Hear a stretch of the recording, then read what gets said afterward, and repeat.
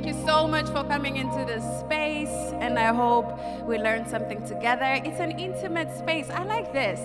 I can get to know your names and look at you and talk to you. I love, absolutely love this. So I'm going to teach you a song. I'm Zambian, and Zambians, we like people participating and dancing with us all day, every day. So I'm going to teach you a short song and a short step as well. Then we're going to do that. It's going to be an easy step. Don't worry. Don't worry. I see the worry, Kim. Don't. It's okay. So the song goes like, who has the final say? You then answer saying, Jehovah has the final say.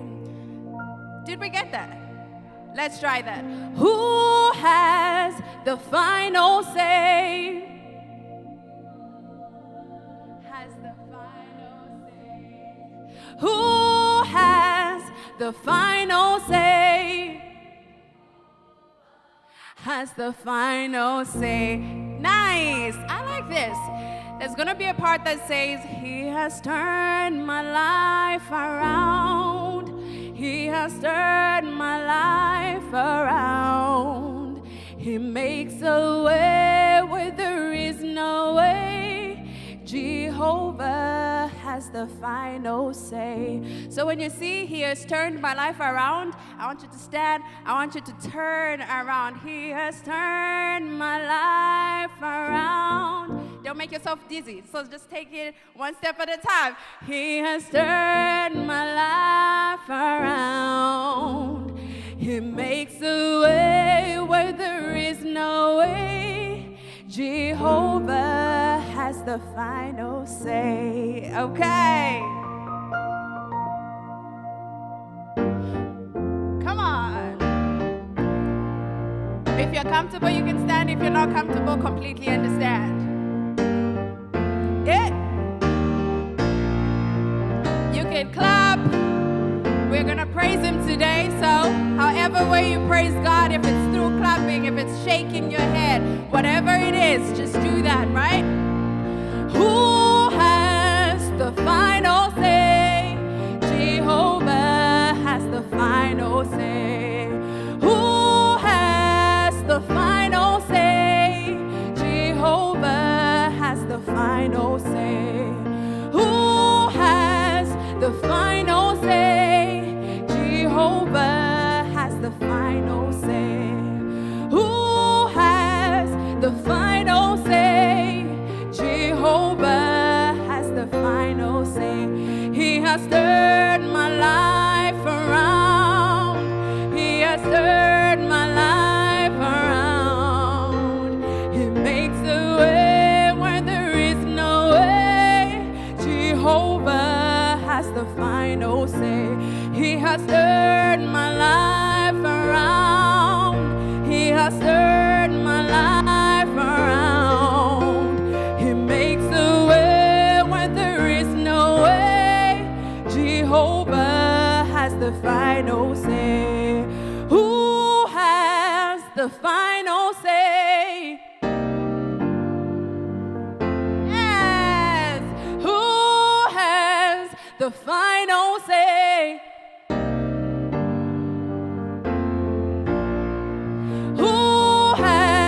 The final say. Who has the final say? Jehovah has the final say. You've been amazing. Thank you so much. You can sit. Thank you for participating, for singing with me. Absolutely enjoyed singing with you. So now we're just going to worship, and if you want to pray, if you just want to invite God in this space, just do that. If you want to sing along, the lyrics are going to be up there, so feel free to just sing along and worship together. Has the final say. You are the Most High. You are the Most High God.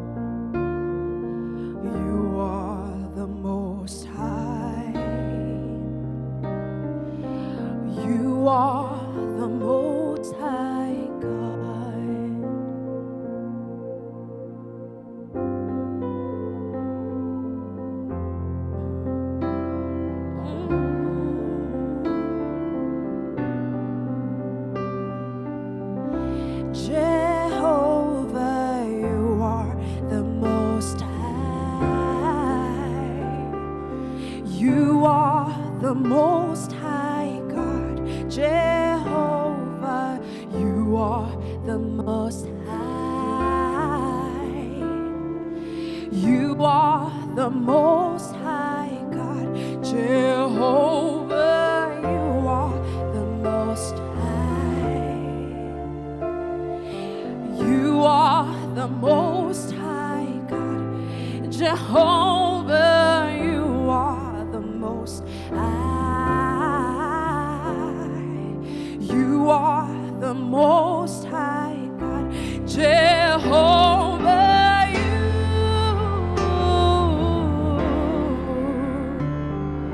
You are the Most High God, Jehovah. Lord, you are the Most High God, Jehovah. You are the Most High. You are the Most High God, Jehovah.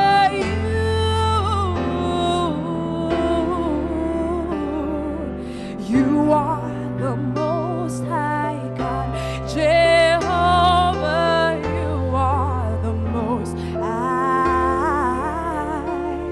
'Cause you are the Most High God, Jehovah.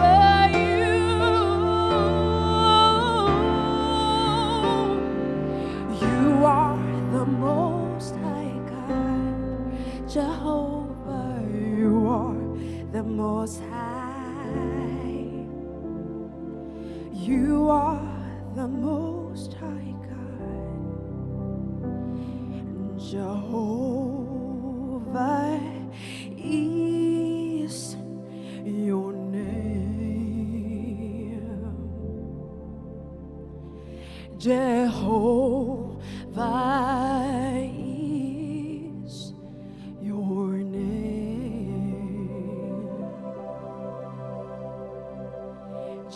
Jehovah is your name.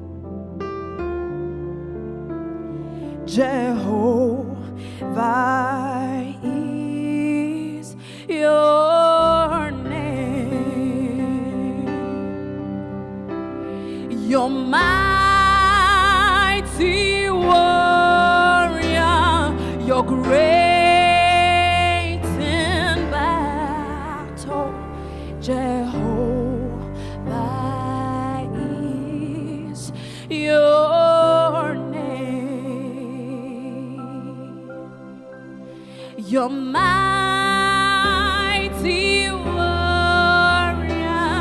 You're great in battle. Jehovah is your name.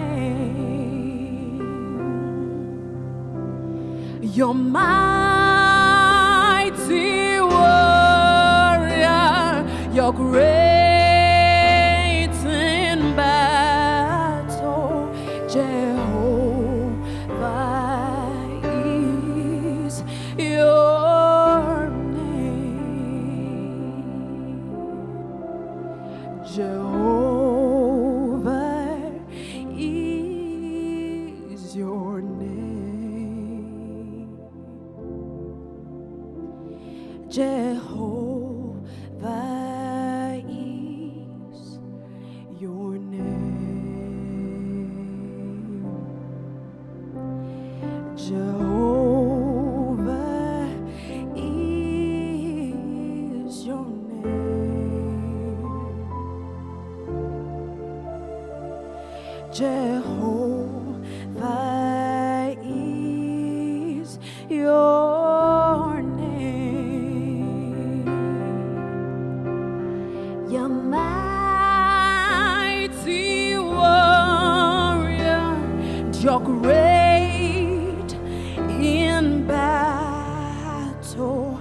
Jehovah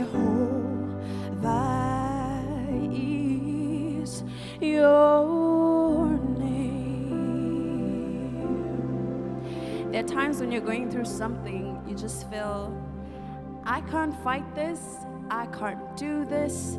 I cannot do this by myself. I don't know how I'm supposed to make it to tomorrow. I don't know how I'm supposed to feel. I hope you remember that His name still remains great. He is great in battle, and He is the one you can lean on. And as we're coming today, we're going to have such an uncomfortable and difficult conversation.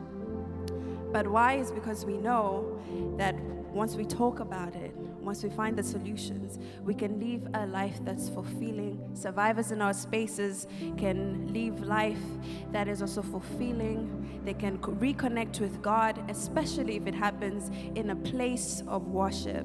That they can still come back in this place of worship and still meet God. That they will not look back and say, I used to be happy. I used to love to be in that space, but now I can't do it anymore. I hope that we can come up with solutions to ensure that we come back here and they can look back and say, Jehovah is your name.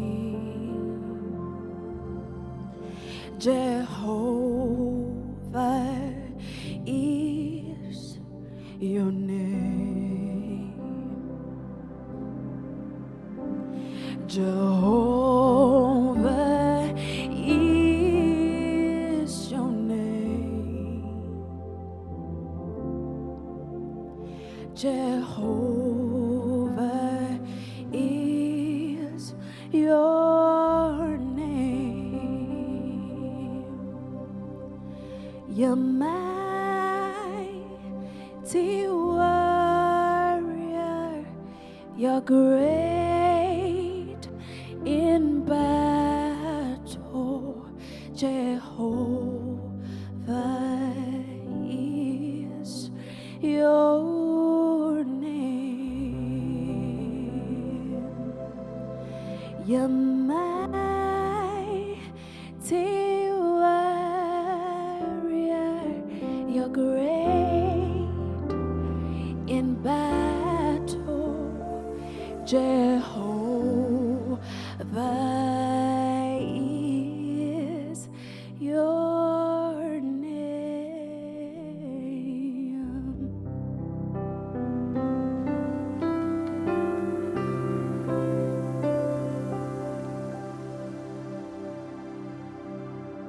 Amen. Thank you, Jean. Thank you all for being here. Good afternoon, church. Good afternoon. Thank you. Call and response. We're in church today. My name is Nicole Lim. I am the founder and international director of Freely in Hope. We equip survivors to lead in ending the cycle of sexual violence, from Kenya to Zambia to right here in the Bay Area. We help organizations care for survivors and prevent sexual abuse. 13 years ago, I first started my work advocating with survivors of sexual violence when I learned that 1 of 3 women worldwide have experienced sexual assault. 1 in 6 men worldwide have experienced sexual assault. And nearly half of queer people have experienced sexual assault. And these statistics are actually much higher in the United States, which show us that the issue of sexual abuse may be a lot closer to home than we want to realize. The #MeToo movement exposed the prevalency of sexual abuse running rampant in our world, which also sparked the #ChurchToo movement, exposing the prevalence of abuse in places that are meant to be sanctuaries. Christian communities that are supposed to be places of hope, healing, and safety are often breeding grounds for spiritual manipulation, patriarchal theology, and sexual abuse. So by show of hands, perhaps you're here because you've seen the headlines of pastors that you've grown to know and love being exposed for sex crimes. I don't want to name names, but we might know of some. Perhaps you're a pastor or a Christian leader wanting to stop abuse from happening in the first place, to stop abuse before it happens, right? Nodding heads.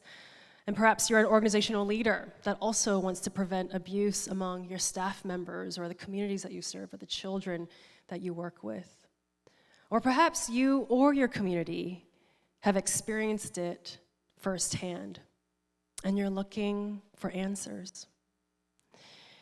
We have gathered here today, standing alongside of survivors, believing that there is a better way, that churches and Christian organizations and leaders inspired by their faith can transform historical patterns of abuse and violence against the most marginalized and instead uplift the flourishing of all people across all communities. Our faith calls us into the possibility that there must be a better way. Jesus' first message upon beginning his ministry, recorded in the Gospels of Matthew and Mark, starts with the word repent. Metanoia in the Greek, which literally means to change your mind. And how strange that we all want to transform, but no one wants to change. We tend to love and protect what we knew from the past rather than the redemptive and hopeful futures that could be brought about by people open to change. To redeem our sanctuaries, we must change. To make amends for harms caused, we must change. To imagine a world that is safer for our children, we must change. And I believe that survivors of sexual violence are the most powerful liberators that we as Christian leaders can learn from. And so today we are invited to listen to the prophetic voices of 3 survivors who will lead us into what is possible when people of faith gather to imagine change. So on the panel, we have 3 incredible women. Jean Nangwala, who you just heard from in worship. She is a Freely in Hope alumni and lead storyteller. She is a singer, speaker, creator, and survivor advocate. She was born and raised in Lusaka, Zambia. Her passion for social justice stems from her personal experience of injustice and witnessing the same inequalities around the globe. She loves using music and dance to inspire others to find liberation through their art. We also have Rowena Chu. Rowena is a Harvey Weinstein survivor and a #MeToo activist who speaks to churches, corporations, schools, and universities around the world. After publishing her New York Times op-ed about her sexual assaults in October 2019, she has been featured in hundreds of media interviews, including BBC, CBS, NBC, Variety, and more. She is currently working on a memoir and screenplay. Can't wait to see what comes out of that. And Irene Cho. Irene has over 30 years of experience working with and leading youth, young adults, leaders, and families. She is a speaker, writer, and consultant for churches and organizations on engaging youth, youth culture, community development, and racial justice issues. She's the regional director at AbleWorks, a nonprofit fighting for economic justice by equipping young people with financial education, life skills, and assets that enable them to live free from oppression and poverty. Rowena, Jean, and Irene will be in conversation with Bigad Shaban, who is a board member at Freely in Hope and an award-winning senior investigative reporter for NBC Bay Area. Begad has been recognized for his work by several news organizations, including the National Academy of Television Arts and Sciences. And you may have seen him before on the local news, reporting extensively about church sex abuse claims across the Bay Area. To continue learnings with our event sponsors, we are also recording this event, and we are live streaming it on Zoom. This recording will be integrated into a curriculum for pastoral leaders that we're developing with the Ignite Institute at Pacific School of Religion. And during our discussion, there will be also a time for you to engage with the panel through a Q&A session, and you will also be able to submit those questions anonymously. So there will be a time for that after the panel. So with that, I would like to welcome our panel to the stage.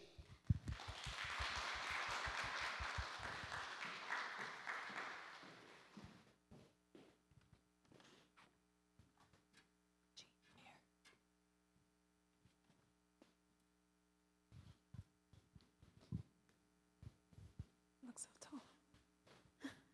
Powerful women on stage. It's a pleasure to be here. I don't know if this is on. Do I need to do anything to turn this on, or is it on?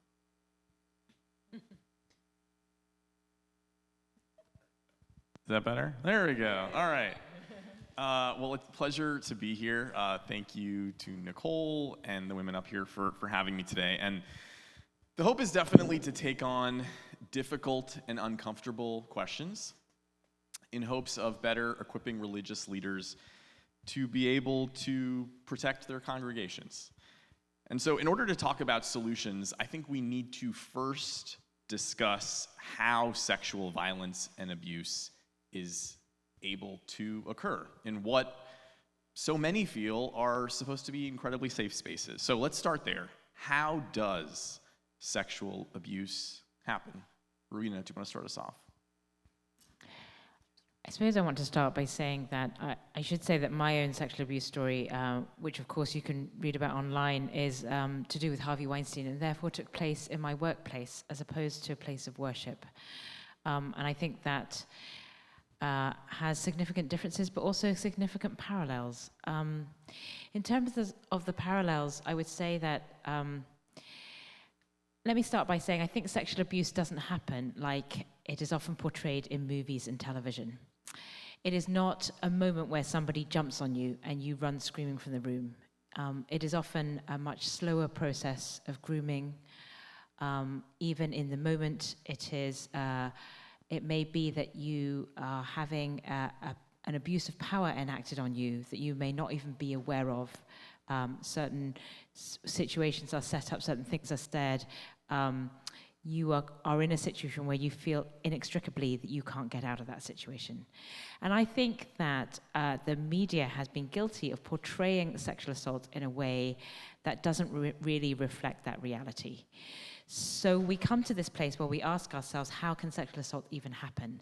And I think it's because we as a society are often subject to myths and misperceptions about sexual assault that are fed to us by the media that don't connect with the reality of how it happens. I was like, oh, you said everything. One of my assaults happened with somebody in the church. And I think because of the misconception that it could never happen in the church. Everybody in the church is so safe. You should not be afraid of anyone. So as a teen, well, I was 20 years old, so I wasn't a teenager anymore. But for me, it made sense to be around my abuser at the time, because I just automatically also thought he was safe. So these are conversations that are not happening in the church, and so a lot of vulnerable people, vulnerable girls and boys, are in the same space with people that are so unsafe, and our parents as well are just being like, oh no, it's okay, we're just going to leave you with him for a little bit and go about their business, or just go to church, you can follow him, you know, you can like talk to these people, you could stay with these people at the youth group without having these difficult conversations that this person, like there might be people that come into our spaces that are unsafe. And so I think abuse in the church goes unheard or unreported or even like not talked about at all because we just can't fathom the thought that some people that are coming into the spaces of safety are very unsafe for our children.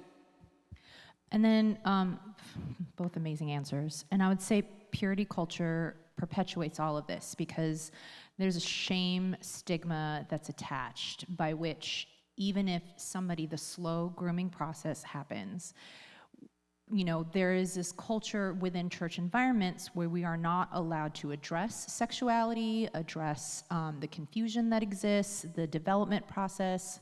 My grooming by my abuser started when I was 15, and, being a 15-year-old with all the hormones and everything, and so there's confusion in there, and there is this disallowance to address and dialogue about these, issues even within your own personal journey.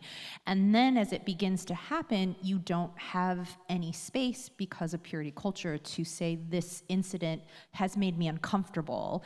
And so really there's this whole environment by which who can I even confess this to that this is starting to happen within the context of that relationship with whoever that is. And so I just think this whole taboo by which we acknowledge that we are humans, that we are sexual beings, that especially during the young time period, not being able to talk about those issues is part of the problem within the church context.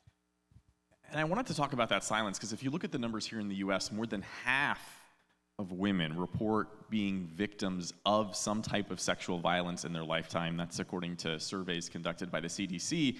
And that kind of abuse impacts about 1 in 3 men, according to those same surveys. So the numbers are alarming, but in speaking to survivors, I continually hear that there's this immediate feeling that this is just me.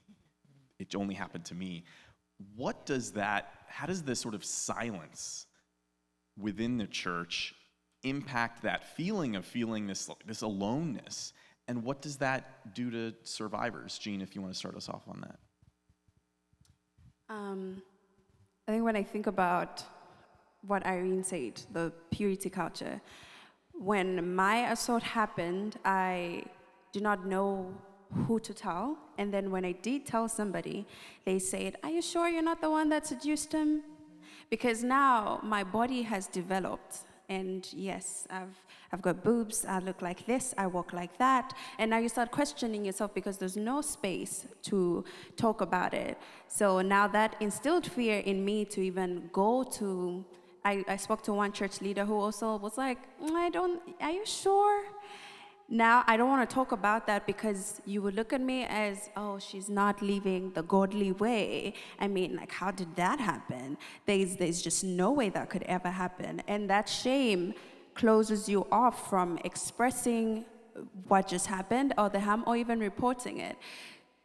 You get into a survival mode of, I need to also protect myself and my identity and my dignity and every single thing that I can hold on to in this particular moment, because once I even say, you already took advantage of my body, then now what's remaining of me, which is the name that I uphold in my church, and I was always singing in the choir, it was like, I don't want people to look at me sideways. So when I eventually started talking and being open about expressing that I am a sexual assault survivor, a number of girls came out. And so because the churches are not given spaces to talk about sexual violence, then the shame and the silence continues. And like you said, if we don't talk about the fact that we're humans with feelings and hormones and all that stuff that's going on, like when you're younger, especially for girls, we just tend to hide. I'm really hoping it was painful when the Me Too movement started and the Church Too movement was starting because of all the stories that were coming out. As a survivor, it was so difficult to read through them. It was like reliving my own trauma, and yet I'm so hopeful because for my story as it happened 30 years ago, I didn't feel like there was a safe space. And so I'm hoping as these conversations continue on that pressure to be silent, as more survivors are coming forward, both young women and men, everything that's happening in the Catholic Church or has happened, I'm hoping that will continually empower, people to come forward because they know now they're not alone. Because, as I shared in the segment that I was featured in, that, the more stories we tell, the less alone we feel and the more power there is to that. I always think of A Bug's Life and how, there's that moment where the ants realize, wait, they have power if they join together, right? And they can subvert the systems that are oppressing them. But it takes a collective for that to happen, and that's why these stories are so important. And there was nothing being told when that happened to me, so there was no belief and faith that I would be safe as that story, as I wanted to share my story. And so I was petrified, right?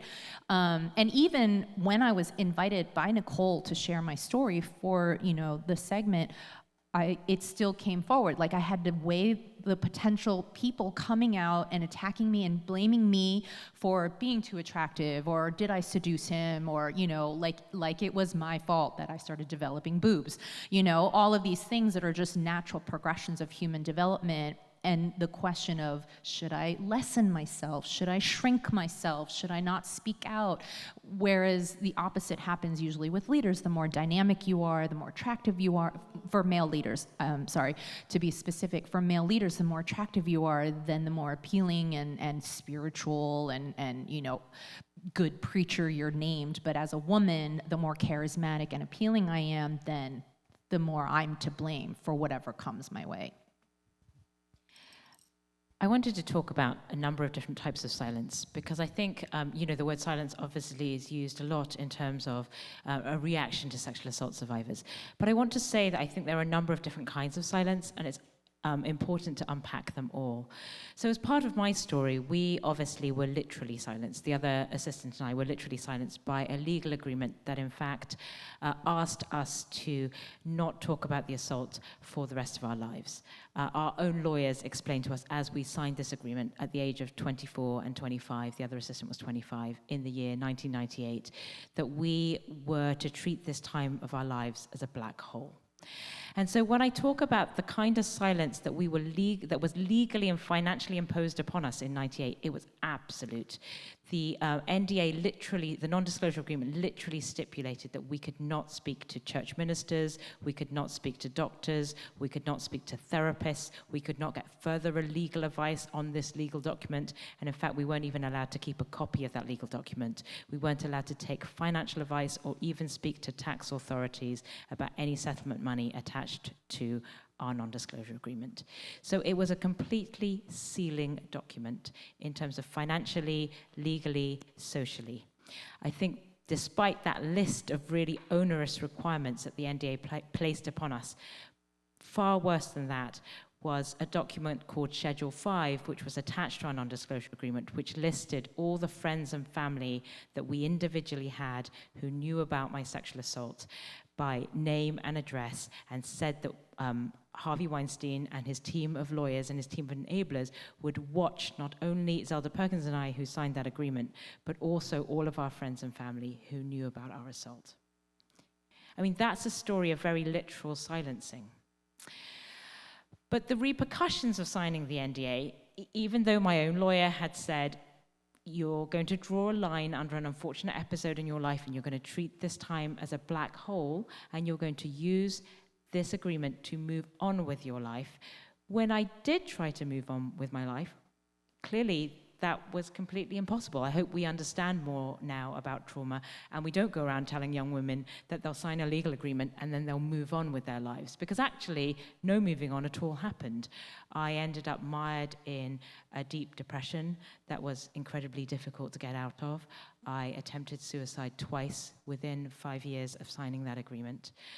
And I want to say that culturally, in the church I grew up in common with what both my sisters here have shared, we didn't talk about sex at all. We didn't even talk about sex within a marriage context, never mind sexual assault. We didn't talk about sex. So therefore, not only was I legally and financially obligated not to talk about what had happened to me, but even if I hadn't had that legal document, it still would have been very difficult to come forward with any part of my story and expect to be heard. So there was a kind of cultural silencing, I think, within my church. It had nothing to do with the legal agreement that I actually lived under. I want to also, my final point is really around this wall of disbelief.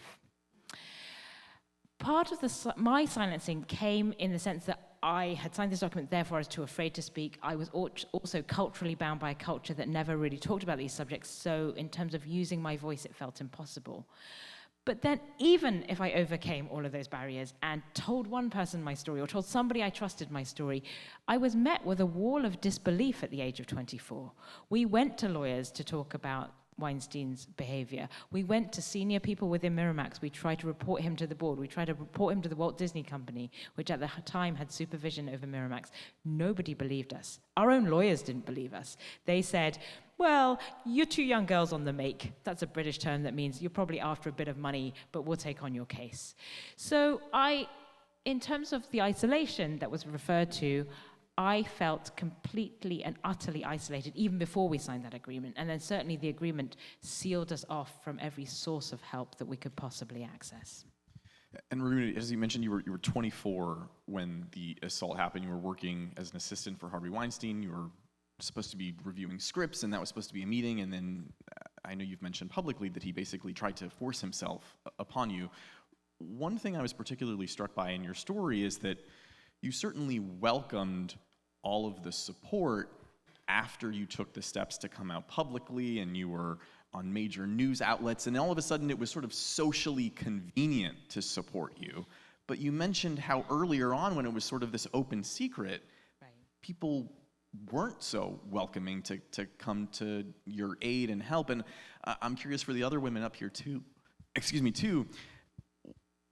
what does that lack of initial support? And Jean, when you were talking about your story, that after the abuse happened, you sought out this help on what to do because it had never been discussed. No one ever mentioned what to do. And it strikes me that shouldn't these be conversations that everyone knows about, even if you've never experienced abuse? Wouldn't that be, I mean, what difference would that make? Irene, if you want to take that first. Oh, I get to do the loaded question.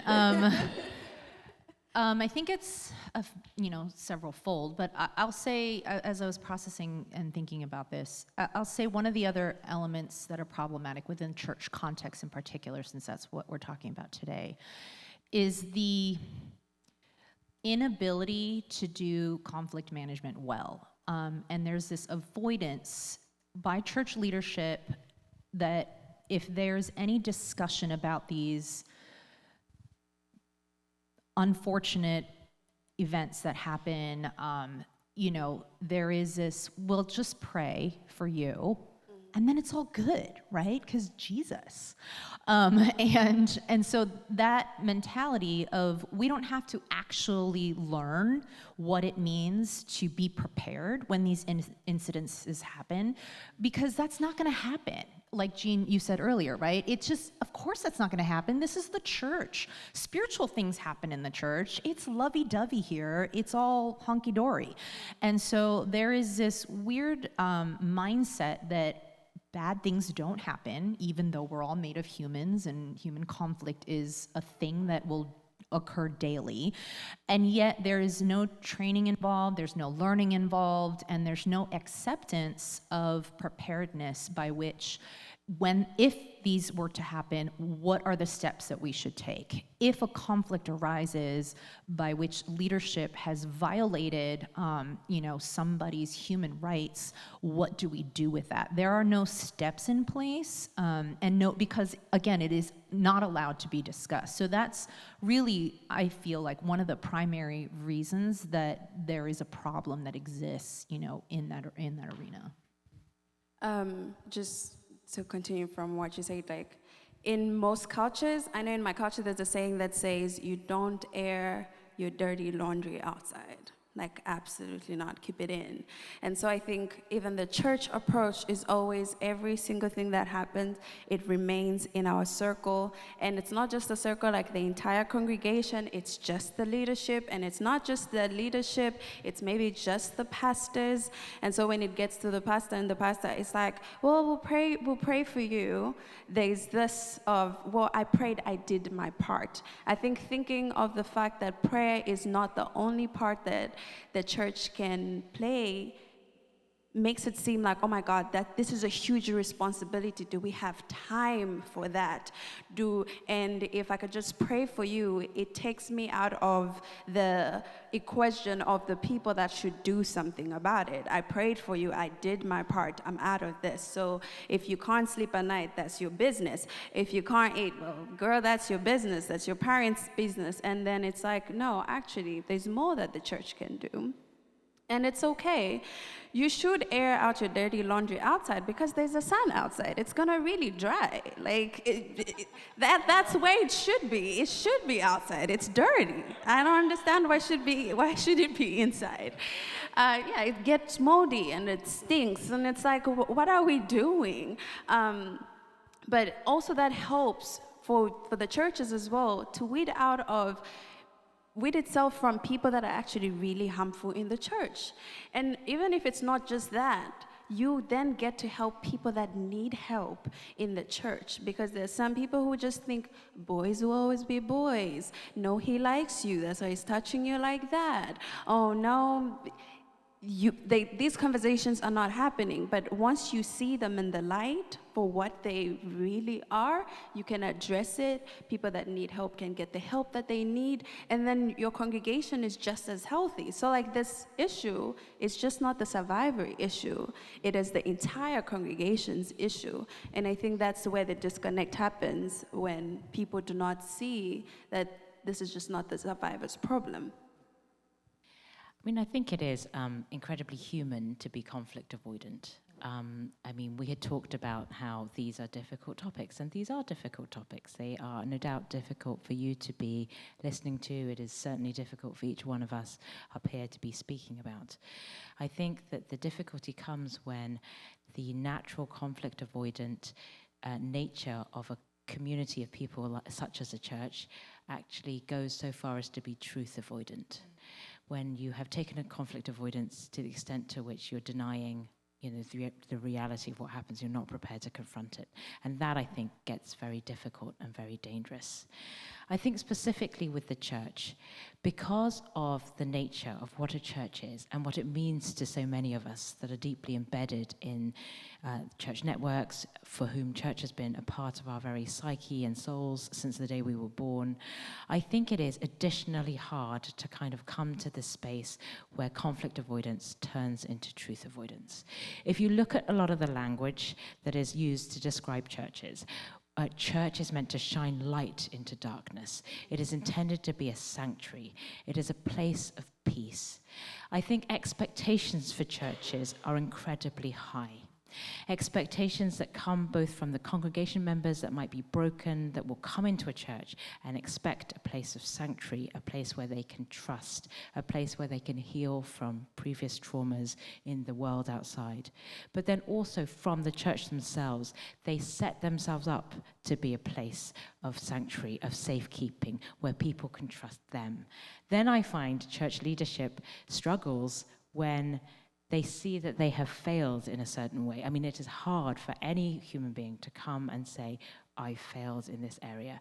But I think exceptionally hard when you've set yourself up on a pedestal, either as an individual or as a church, to come to a place of humility and say, we failed here, and there's something dark that has happened here that is within our very walls that are meant to be a sanctuary. And I think that juxtaposition makes this topic extremely tender and vulnerable. And I don't want to, we don't want to villainize the church, but there is this perpetuation in the pragmaticness that is our capitalistic, systems that we've created, by which the church has to survive because they pay rent or the mortgage, they need offerings and tithes and all of these things.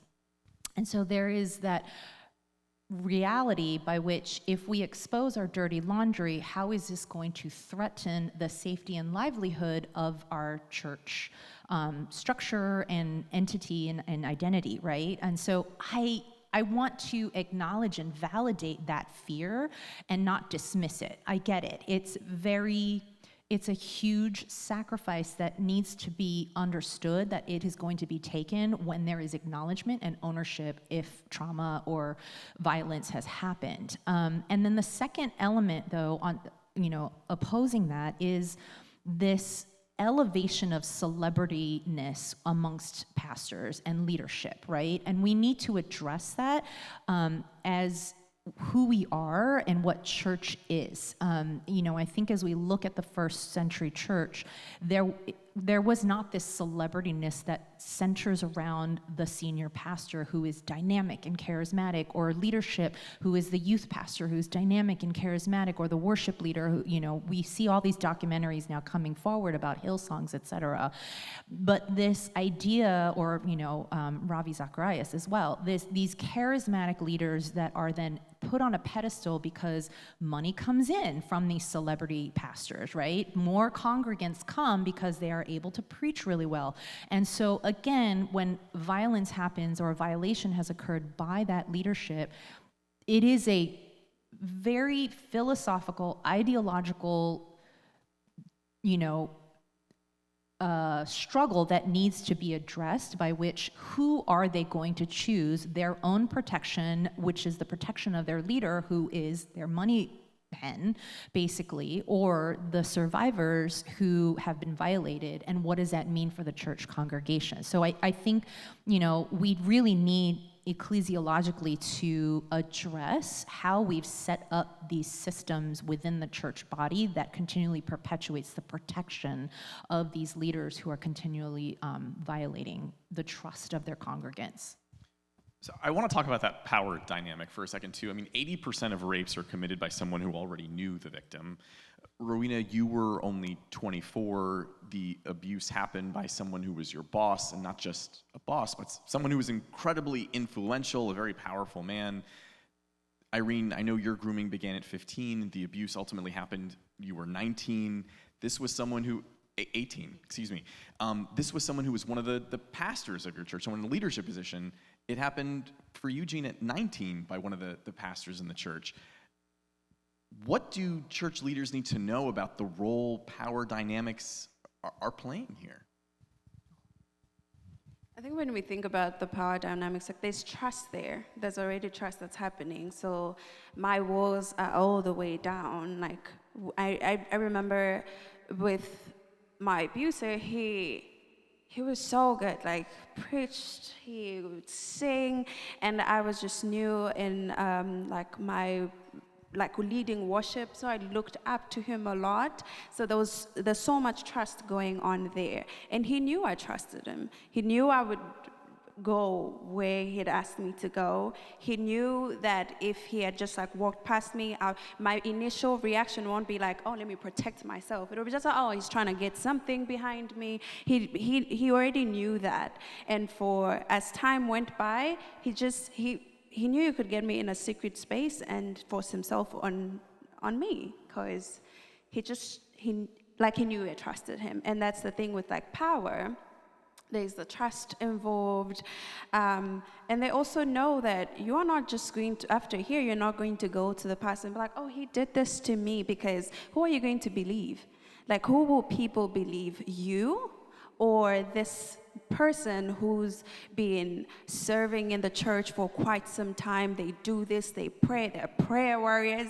When they fast, every chain is broken. Who are they going to believe first? Definitely not you. Because you don't have power. And I think there's been this power shift that's going on in the churches, that leadership is looked upon as on a pedestal, right? And when you're just part of the congregation, you don't hold as much power. And I think that also needs to shift, where actually people in the congregation hold the power. I mean, you get paid because they're in your space. You are able to lead because you have people to lead. So they should hold more power than you. But I think as time has gone by with leadership in the church, it's been about power. It's been about upholding this name. And so when the abuse happened, he just knew he was protected. Absolutely. And like when I go to the pastor who was even a close relative, they didn't even believe me, who's like a niece to them. It was, oh no, that could never happen in the church. There's no way, because he's such a good person. He is such a powerful person. And I think we can never go anywhere if we already make that separation between people in our congregation and our leadership. In the media and society, when they're talking about sexual assault, they often use the expression, he said, she said. It's even the title of the book that's written about the Weinstein saga is She Said. I think what he said, she said implies that there's a level playing field when he comes forward with his story and she comes forward with her story.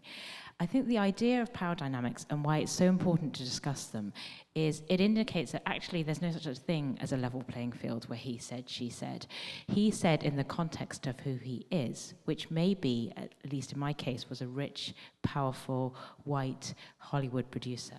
So, and I deliberately use all of those adjectives. I want to introduce race, I want to introduce the industry that I worked in, I want to introduce power, I want to introduce gender into the debate. I specifically talked about 4 power dynamics in my New York Times op-ed, and they were about the fact that Harvey Weinstein is white and I am not.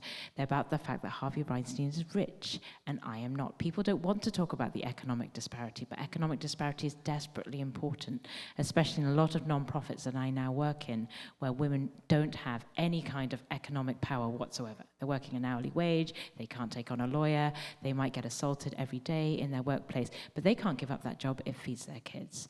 So economic disparity, racial disparity, gender disparity, of course, and then in my case, because it was a workplace, this was a very revered, Hollywood producer with a huge reputation, and who was I? So when I went to find lawyers, they would say to me, who are Rowena Chu and Zelda Perkins? We've never heard of these women. Everybody has heard of Harvey Weinstein. So even though my assault took place in Hollywood, you might think that's a world of depravity far away from churches. There's actually a lot of parallels, because Harvey himself was a celebrity pastor of the film industry. He was somebody who was charismatic, who knew politicians, who knew folks in arts and entertainment and journalism across many creative fields, and he could get anyone to do anything for him. And he wasn't shy to tell us that Bill Clinton was in his pocket, Barack Obama was in his pocket. And so when you are moving at that level and you have that level of celebrityness, as Jean just said, nobody's going to believe our word against his word. It is not a he said, she said, or rather it is a he is said and believed, we say and we are not believed. Piggybacking on that point, I mean, certainly there are church dynamics, and that's complicated and messy enough. But that's certainly not the only thing at play. I want to talk culturally in terms of what religious leaders should know too. There are cultural dynamics at play too that might create some inherent obstacles for survivors wanting to share that story. Irene, I'm wondering if you might be able to share some of that. Can you expand? Yeah, I guess, for some congregations, that might be a very homogenous group, but for others, they might be incredibly diverse, where depending on sort of their cultural background, there may be sort of inherent things that might preclude them from wanting to speak poorly about someone in a leadership position, speak poorly about someone who's an elder. And these are things that may have been ingrained at a very early age, and all of a sudden, even though you were the one who was abused, you were the one who incurred this violent, abhorrent attack, all of a sudden, maybe it's your family, it's friends who are telling you, oh no, you have to protect that person. Even though they victimized you, all of a sudden, you're now supposed to protect them. There was one of the stories that came out of the Church 2 story that the woman who was assaulted, she came forward, and the elders got together and then they prayed and then forced her basically to forgive her senior pastor who violated her and hug him within a day of her sharing this whole entire story. And the spirituality was tacked on of you need to be a good witness for Jesus, you need to be a good Christian, and show that because forgiveness is essential core tenet of Christianity and what we believe. And she unpacked that whole story, and it felt very similar. I was not forced to. I chose not to because of the question, exactly question you asked. I didn't want to bring shame to both my family, and that this happened. I was ashamed of myself on so many levels. There was a situation that led to was the situation that I was compromised in that allowed the manipulation to be used so that the way he brought on the attack was, he needed to cleanse me. And I bought into that, not because I really did, but I didn't have the power and belief in myself that that's BS. And so, I didn't fight against that. And then even within myself, that mentality of like, I need to forgive because culturally this is who we are as Christians, as well as the fact of what is this going to look like for the other congregant members. So I basically was putting everybody ahead of me, right? In order to protect this leader, in order to protect Jesus, in order to protect the church. Everything and everybody was more important than my own dignity and value and self-worth. And I chose that, right? And so I share this in my story all the time, that I want survivors to know, and young people who haven't been violated yet, understand your value and what does that mean that you fight for yourself. Because I did not grow up learning the power of what it means that I believe in the value of who I am, as well as the fact that I deserve to fight for myself. I deserve to be fought for by my community, together. And so, yes, there was all of that, as well as what Jean said earlier. I am making this assumption in the culture. I'm making this up in my head. The grooming is like, I'm just reading into things, right? And so I am talking myself out of the warning bells going off in my head that something is off here. And that is part of the whole entire makeup. It's not just, I think I like what Rowena said, like, it's not one moment. It's these little moments that continually build up until the incident happens.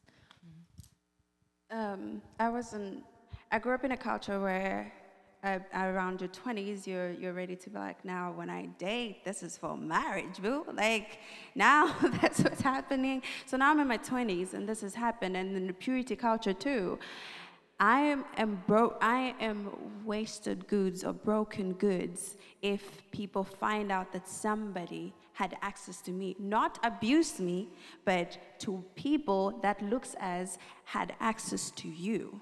And so you're just broken, like, oh, passed around type of thing, where I'm like, so now I feel like, oh, I need to protect not just him, I need to protect my family too, from the shame of what this will bring to them, from the shame of, oh, we don't have a pure kid anymore. And that's the thing with purity culture. It's like you don't know the situations, you don't know what has happened to the person, and the whole thing of, well, you didn't get married as a virgin, so I guess like you're not getting to that point. So I'm like thinking about my future and how this is going to break my future. And in my culture, there's what we call lobola as well, which is dowry. Dowry is paid based on your education. What did you achieve? How have you kept yourself? Do you have a child? And now I'm thinking, being like, well, that virgin card is gone for good. Like, that's never coming back. So now that's out of dowry for sure. Is that the shame going to be caused upon my parents and my family? Oh, I don't want to do that. Am I bringing shame? My family, most of them are pastors. Am I bringing shame towards them? How will people look at them moving on? Will they be like, oh, that's the uncle to Jean, and if he gets arrested, now people will be looking at me as, you are the one that ended somebody's life and finished their future. You are the cause of that. So like, there's all these nuances happening in our cultures that perpetuate survivors to not even think about themselves, like you said, but think about everybody else before themselves. And that's why also healing, like just being on a journey towards healing, is happening in silence and in your room. And you're wondering, why doesn't she come out of the room? Because it's the only place that you've been able to just think about yourself. Because outside this space, it's all about everybody else. Yeah, I think those are incredible stories that both Jean and Irene shared, and I think it's really humbling to even try to follow that. I wanted to comment that there's a moment in the movie, she said, which is based on the story of 3 of Weinstein's survivors, including myself. There's a moment in the film where my character meets the character of Jodie Cantor, who's the investigative journalist who's investigating my story. And my character in a cafe in her 40s talks about the fact that I grew up in an immigrant household. I grew up in a church where I was with my first boyfriend. And it doesn't really unpack any of those statements. It just lets those statements lie. And I'm really honored now to be having this discussion with 2 of my sisters here, because we all in this room can unpack those statements. We know what that, it's a shorthand for, if you grew up in an immigrant household, that's a shorthand for sex was not discussed at the dinner table. You married the first person that you dated and you did not have sex with him. You weren't even in a room with him with the door shut, never mind have sex with him, before you got married. So, and growing up in a church, that's the message that you get. When I was a kid growing up in a church, I was like, you cannot be in a room with a person of the opposite sex, even if you are doing worship or praying or whatever, you have to keep the door open. So these are the messages that we get. I was with my first boyfriend. That is code for I was expected to marry this person. I was expected not to be having sex with him. Let's just say it. The movie, has these shorthands which are kind of code for things that you only really understand if you come from this sort of a culture. I grew up in London, Chinese church in London. That's a Chinese church, an immigrant church. The kind of codes and culture that I lived in, growing up in a church, but not just a church, an immigrant church, and then not just a Chinese church in Asia, but a Chinese church in the West, where we as a minority, we were just discussing it in the women's bathroom where everything happens, that Chinese people in London represent 0.7%. So when you are the minority of a minority, what sort of expectations are put upon you as a child who grows up in an immigrant church in that environment? I don't need to cover that ground. I think we all know those types of the cultural pressure that we live with. And then I want to say that churches in general teach those who have come to Christ to be other-centered, because Jesus washed feet. And I believe in being other-centered. I believe in serving others. Unfortunately, what has happened in the modern-day church is a burden of being other-centered often falls more on women than it does on men, and never more in the case of sexual assault, because we are expected to bear the burden of being the person that seduced the predator, that takes the responsibility, that offers the apology, that offers the hug.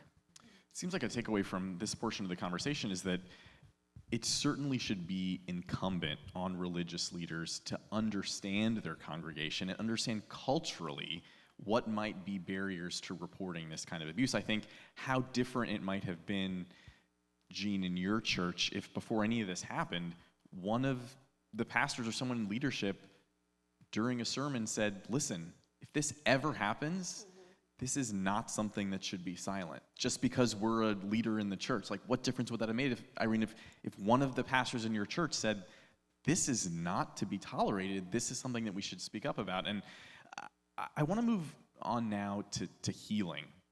And again, in an effort to better equip religious leaders, what does healing look like after going through some type of sexual violence? Jean, do you want to start us off? Yeah, I was like out there thinking about healing, because it's an ongoing journey, right? Like it's never, I'm gonna start walking and then I get to the end of the road. And I don't know why I use the analogy of walking, because I hate walking. Anyway, so use something else. I think I always think about the church is actually like, the way we say it's a safe space, when people walk into our spaces, they actually believe it is a safe space. And I look at my parents like just growing up, like everything we did, how we lived our life at home was based on like what we're being taught at church, what my parents were receiving as well. So the church has such power, right? In the messages they give out, in how they approach conflicts and conversations, hard conversations. Like they have such power because it affects people's way of life back at home. It affects their way of life at work and all that stuff. And so when we talk about healing through sexual assault, it's like if we did have those spaces, like you said, if somebody stood up in church one day and said, if ever this happened, you feel uncomfortable, and that's the thing I always say this to survivors, your body can tell you when you're not safe. And we just psych ourselves out of it because, yes, either culture or certain traditions that you've told yourself. And so if there were conversations like during youth group where we bring up these conversations, if this happens, this is the person you go to, this is who you talk to, and if they don't hear you, there's 3 other options that are around, like this is the chain that you can follow, and we have your back, and this is how it would look like. If that was happening, it would have been so much easier for me to say, well, this one should not continue leading, like this man did this to me, and there would have been like healing. I wouldn't have left the church. I left the church for 2 years after that incident. After not being believed, I stopped singing, and I love singing. And I stopped coming to church, I stopped praising, I stopped because I didn't understand. If you preach to tell me that this is a loving space and is a loving God, how would a loving God let me be in so much pain and by myself? So I don't want to go back to that God who left me when I was angry, who left me when I was broken, who left me, and that's the role that the church can play to ensure that those feelings are not. Now I'm like going through my whole process of like, do I even want to continue being a Christian? Like, is that even a thing? Now I'm processing hard questions by myself when the church could have helped me process those questions even before I even started doubting who God is in my life. And so it is just as important in the healing journey for the church to show up, say what's wrong, what's good, but also we have building funds. Like, I'm always fascinated at the fact that we can build together, you know? We'll be like, let's put $10 each every Sunday. By the time it's September, we'll have this much. We have building funds, but we have no funds for if an assault happens in our church that could help a survivor process the pain. Yes, your prayers are good, and we need prayers. I mean, like, pray for us all day, every day. But I also want to go see a therapist. And this stigma around if, as a Christian, going to therapy, then you're not really praying good enough, that needs to stop as well. So like, there's so many ways the church can actually show up and not even feel like the responsibility falls all the way on them. If you give me some van to go and have a therapy session, like actually that relieves you of the pressure to take care of me because a professional is taking care for me. So healing looks like an ongoing journey with a community. If I can heal together and work alongside a community, I'm able to reintegrate back into church or life or work. But if I'm healing through the healing journey by myself, the expectation for me to come back and integrate flawlessly is beyond me. And I want to say, I think if it had been back then, somebody standing up and acknowledging that this shouldn't stay silent and, you know, we would support survivors, I would have said hallelujah to that. It would have been great. Now in 2023, that's not good enough. That's super performative.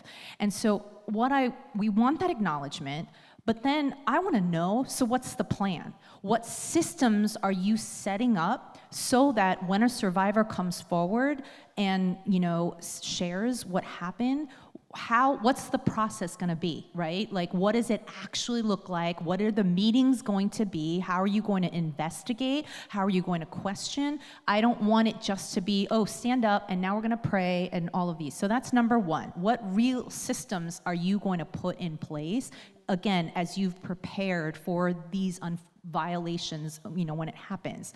Secondly, I want to say in the healing, you said it, and we've talked about this as we were preparing for the event. Healing is not a linear journey, right? Rowena said this the other day when we were meeting, and it's perfectly sums it up. When you and I did the segment for NBC News, I didn't come with tissues because I have shared my story many a time now. And I thought, this is fine. Yes, I'm nervous about all of it, but I'm not gonna cry. And yet, once again, as I was sharing my story, a different part of my story that day impacted me, and that's trauma, right? And it's a journey. And I want to tell church leaders, I know you're tired. I know you have a lot of work and you minister to a lot of people, and I acknowledge that and I get it. But you cannot Disneyfy this ending of trauma. Like, it is not a Disney happy ending where everything is buttoned up and they're riding off into the sunset. That's not how trauma works. Trauma means that for Monday, Wednesday, and Friday, I'm doing great. I have forgiven. I have moved on, not because he deserves it, but for my own freedom, right? And then there's Tuesdays and Thursdays where I'm just effed up today. And something has happened in the news, just anything that day where all of this is coming and flooding back to me that day, right? And hopefully Sunday I can take a Sabbath and just like detach from it or whatever, and then start all over again on Monday. And that's it. It is up and down and waves, and you cannot lose patience or become frustrated that a survivor has come forward in your congregation, and 6 years later, hopefully that person, because you've done the right thing and have had the right systems in place for support, 6 years later, they're having a terrible month, or they're relapsing in the sense of like reverting back into their trauma, falling into depression, or feeling lost and hopeless. My whole struggle was very similar. I prayed profusely as my rape was happening. God, show up in any way, shape, or form. Make the fire alarm go off. Make the phone ring, like anything. Make a housekeeping knock on the door that would interrupt this, because I am paralyzed right now. And there was nothing but silence. And so where is God in the midst where I hear all of these phenomenal, miraculous stories? Why not me? And when I shared with you that's when I broke down, because again, it's these existential questions of faith that I'm asking, is my faith not strong enough? And that is a process by which I am so healed, and I'm not burdened by it on a daily basis. But I was sharing, when the Me Too movement started and all of these women were coming forward with their stories, my husband was traveling, and I was a bit glad that I was alone in the apartment so that I could dive into these stories and relive my trauma and get pruny in it while I was identifying and empathizing with the pain of these women, the bravery as they were coming forward. And I was sitting there going, am I glad that I'm alone in this room right now, in the room, right, in the safety of my room, in the darkness as I'm reading, my phone and these stories and I'm sobbing? Or am I sad that my husband was traveling and I didn't have somebody, and I actually was glad that I was alone so that I didn't have to make space for anyone else, even if my husband was there would be so much comfort, but I would still need to also make space for that communal element. And so church leaders know that even if the survivor is coming across like they're pushing you away, it is so sensitive of a journey to find healing in this process, and the waves that come and go in that. I beseech, be patient with that journey, because that violation, it never goes away, ever. I could hold someone's hand and there's a little bit of a remote similarity in the hand structure, I will immediately go back into that moment, right? And so just know, and it's been 30 years since it's happened, and I will still go back instantaneously in that moment. The trauma and the violation never leaves you. Thanks for sharing so openly about that. That's hugely humbling. Again, I don't know how to follow that. I wanted to pick up on something Irene said about it's 2023 and that's not good enough. I wanted to go back to that moment in what she said, because 2023 means we are 6 years past the Me Too movement being ignited. So I want to talk a bit about where we are now. When I'm often asked things like, what would you say to me as a church leader if I'm confronted with a sexual assault victim that comes forward with their story?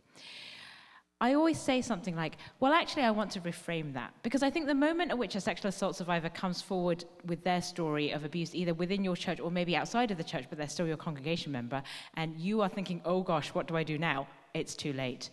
What you need to do is know that it's not if a member of your congregation comes forward with their story, it's when a congregation comes forward with their story. And consequently, fix it now. Do it now. Do the hard work right now as a church leader of when that person comes forward, these are the systems that we have in place. But not just that. To borrow a cliche, prevention is better than cure. You can have a process, but what about prevention? What about right now? Can we have a few more honest conversations in churches about how men and women relate to one another? Or never mind men and women, people across the gender spectrum and across the power spectrum. How are we relating to one another? How can we set up systems in our church today that mean that we are going to healthily interact with one another? If you want to move on to a different stage in a relationship with someone within the church, how do you do that? If you want to bring that relationship down a notch, how do you do that? In a healthy way that communicates, that doesn't require power imbalances, power abuses, and things that we need to hide and shove under the carpet and fix later through any number of processes, as amazing as they may be. Could we make the church healthier before we even come to these places? And yes, and just all the snaps, because I share this a lot in my story. You ask culturally, part of the thing, especially in the AAPI community, we so value, weirdly, passivity and equate passivity to be submission. And this word that I can't stand, submission, right? That is so weaponized in the church, that passivity is not faithfulness, right? And yet, as Rowena shared and Jean shared, it is perpetuated amongst the teaching for young women to be submissive. Again, the purity culture, the misogyny that exists, women are to be servants and subservient, and so therefore, when I am passive, when I do not take ownership of myself, this needs to be taught in the church. So when I was a youth pastor, man, did I grill that into my young people. Like, passivity does not equal submissiveness, and it does not equal faithfulness.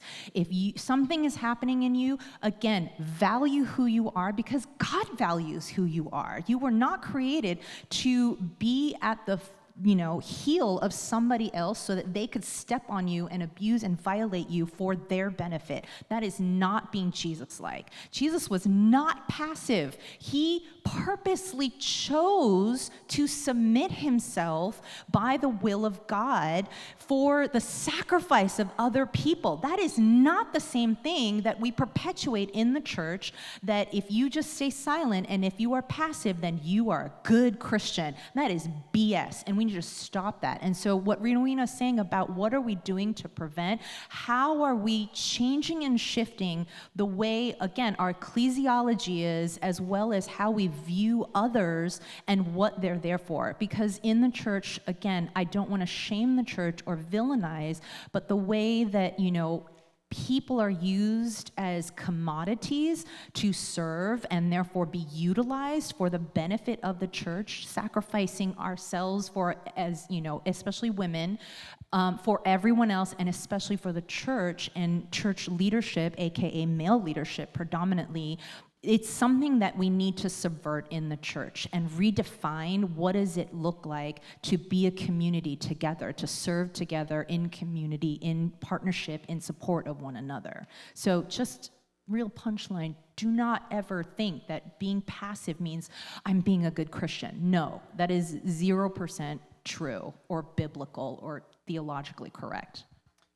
And for religious leaders who think this is too messy, I don't want to upset members of the congregation, or maybe we don't need to talk about it, and if something happens, someone will come to us, and then we can talk about it then. But ironically, it seems like that silence is speaking volumes if you have ever been victimized or abused.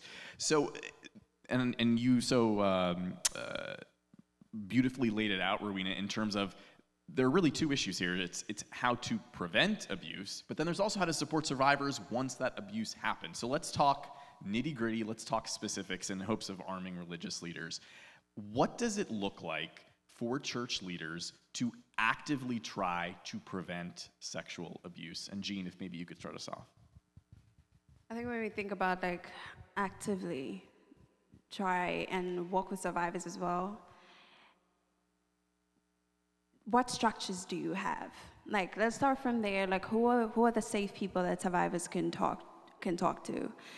Who keeps the leadership accountable? I know when I was growing up, like, I knew the pastors were just the head of the church, but I didn't even know who kept them accountable. I had no idea. Is there board members? What's going on? Like, if I needed to report them, if something is going on, who do I go? What is the process like? So if you do have those structures and process all written down and stuff like that, actually you could share that with your congregation. You don't have to go in front and be like, oh, just to talk about this. Yeah, as nice as that can be, like, that could be something that is available to your members at any given time. You can give it to them, like, if you decide, like, once every month or twice every month, make it available to them so that they can also know. And being held accountable doesn't mean that they're just calling you out. They're also making sure that your church is safe.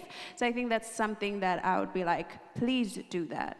So, and I think that's wonderful, sort of like actual specifics. And to piggyback on that, Jean, to get even more specific, so is this announcing to your congregation so that everyone knows, XYZ is maybe a point person or a safe person who's maybe had training in this area who you can go to? Is it having an anonymous email or a phone number? I guess, what have you heard of things that have worked and that churches might want to emulate? And whoever can chime in on that. I think that actually, in this instance, that churches can draw a lot from what has happened in corporations in the post-Me Too world, where typically when I go and speak at corporations, they have a statement ahead of time saying what we're going to talk about in this room is tricky and very difficult. If you feel triggered, here is a number within our organization, as you say, of a safe person who is trained. We actually have a social worker here in the room today who will sit with you. In the case of a church, we have somebody that will pray with you, that will listen, that will take your story and will be accountable for that story.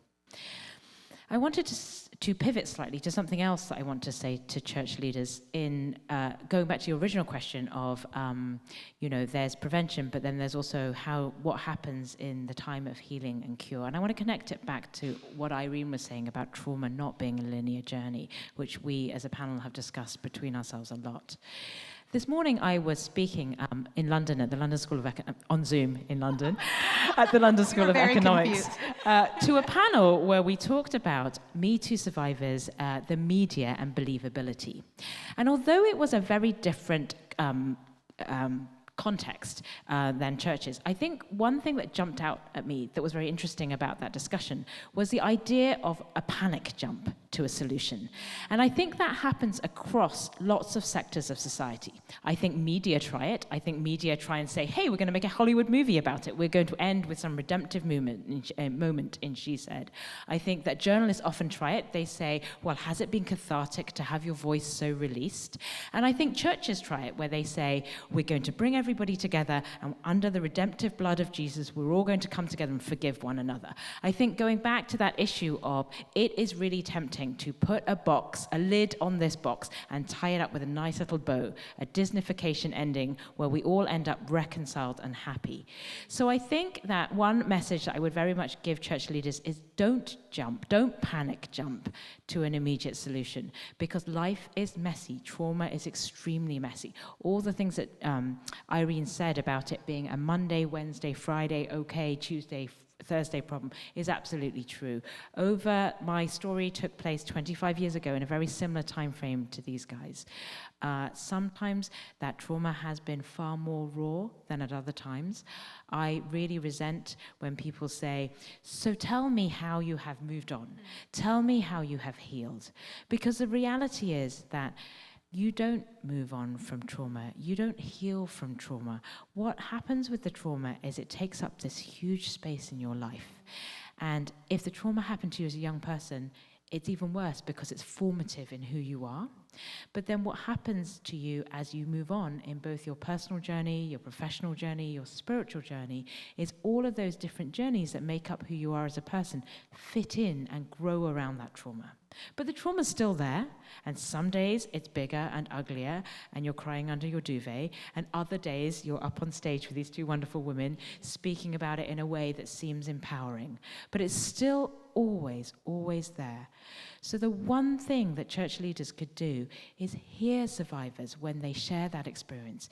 Know that trauma doesn't go away, that all of these pat promises of, God's redemption, healing power of Christ, of we will pray for you, none of that actually matters on the days when you're underneath the duvet. So I would say for both secular environments and church environments, center survivor voices. Because until you are really listening to the people to whom this happened, those people at the other end of the power dynamic, usually women, usually young, statistically more often than not people of color, until we actually bring those people forward and center their voices, we're not going to understand trauma, and therefore we're not going to understand how to fix it. And what might that look like? What does it mean to sort of center survivor voices? I think this panel is a great start. With 3 women of color up here talking about topics that are incredibly taboo in a church environment. I think if we could keep having these conversations, keep having them in an open way in churches, in secular, in society as a large, I hope that we were making incremental change. I think these topics are hard. I want to commend every single one of you that has shown up in this room and has shown up on Zoom, because it is not easy. When I talk to my friends and family about coming to this talk where we're talking about sex abuse in a church, even people who know me and my Weinstein story are like, ooh, that's hard. Brave on you for going to speak about it, but I don't know that that's the way I want to spend my Saturday afternoon. And before we move on, sorry, 1 second. I was just going to say we want to definitely give people a chance to ask questions, and you can submit them anonymously. So do we want to put the QR code up now just while we continue the conversation to give people a chance so you guys can use your phone and submit it anonymously? Or go to menti.com and enter 55628432. There you go. No, you're fine. I want to say, too, on top of everything, I want to encourage leaders. Eugene, you talked about the training question. Part of the training process, I would say, is getting comfortable in a term that I love called the liminal space. It is the in-between space. I wanted to launch my organization, and it's called the In-Between, if ever you want to sign up for a newsletter, because I feel that essential growth and transformation happens in these in-between spaces, but we don't value that as a society. We love the beginner story, the intro story, we love the origination story, and then we love the victory story, right? But there's all of this that happens in between that is crucial to growth, right? And it's uncomfortable. We don't like it. I always say this to my husband. The characters in the TV show, they get in the car, and then they get to the destination, they get out of the car, and they start having a conversation. I'm like, you were in the car for 45 minutes. Were you just sitting in silence? Like, that conversation usually is super crucial. Like, for me as a youth pastor, the conversation from Friday night service to when I dropped students off, that's where so much in-depth conversation happened, right? And so that liminal space, I know, church leaders, I know it is uncomfortable to sit with a survivor, to be prepared and think about hard questions. When I first got married, my husband was very much, he's a prepared person, and he would ask me questions like, I don't know, just figure it out. Let's just pack the car and let's not think about these things. And yet in the 7 years we've been married, I've just so valued the questions that need to be asked about what if, right? And so as Rowena shared, the preparedness that needs to happen, and that is uncomfortable. We don't want to think about what if. We don't want to think about our senior pastor being a sexual assaulter. We don't want to think about our youth pastor potentially being a sexual assaulter. I get it. It is uncomfortable. We don't want to have these situations, and we don't want to have these conversations because Jesus heals. Jesus is great. The church is great, right? And yet I was talking to somebody one time many years ago about how this obsession with Easter, that we don't talk about Good Friday and we don't talk about Saturday. The pain and the trauma of loss that the disciples sat through for those 24 hours Saturday, the bleakness of that. But yet that moment is what's so crucial in development and growth and healing process, right? And so leadership, I know that we want to have the victory story. I know we want to hear the amazing testimonies, on the stage so that we inspire others. And that is a very Americanized Hollywood media value that we all have. But that's not what Christianity is about. And that's not what faith journey is. That's not the purpose of the church. Yes, we do inspire these stories. The church together is about walking with one another in pain and sitting in that discomfort and not tying it up with a bow and thinking, oh, you're good. I prayed for you. Yeah? Okay, let's go on. Let's do some bowling, right? That's not what we're coming together for. We're coming together to sit in each other's pain, sometimes in silence, sometimes making uncomfortable conversations and saying and asking, as Rowena said, what can I do now? These are what we've planned. Is this going to help you? How would you like us to proceed forward? Because we have prepared these conversations. We have prepared these systems and steps forward. And we also wanted to give everyone a chance to ask a question in person. If anyone wants, feel free to raise your hand. Not everyone at once. All right, well, you guys can keep thinking about it. We're going to move on a little bit here. We're going to get to sort of a chance to these women to offer a final statement here too. But before we do that, I'm curious to how you might suggest people within the church who aren't in a leadership position, who want to make a change, what might you suggest is a way to do that? How can those who are in the church care about the body of the church, but are not particularly in or necessarily in church leadership, what can they do? Let me add on to something that you said, Rowena, about centering survivors in our churches. When you do that, because we all come from different cultures and our approach towards healing looks different, even reporting looks different. I'm an African woman who was raised in Zambia. My approach towards things is also very different. So when I'm in church, the person I gravitate towards the most is like the older women in my church, because they are the wisdom keepers. So for me, my approach is like the person I'm going to be more connected to is an older woman in my church than any pastor or leadership. And that's when that person that you're connected, I can easily confess and say, not even just confess, like confide in them and say, oh, this is what's going on. So it is then your responsibility to say, okay, like I know you're not comfortable talking to my culture, you can't just go to the pastor like that, like then she is responsible to go pass on the message and fight. And this happens. There's like relational stuff that's going on in our congregation that somebody will feel more closer to confide in you than even the leadership first. And if they so do that, it's your turn to just ensure that leadership is informed. You can also ask them for their permission. How do they feel about that? Are they ready to take it the next step? Because if I was in a place where it's not like an African perspective, and their first mention is, oh, we're going to the police like right now. In my head, I'm like, oh, no. So now I just want to hide as well.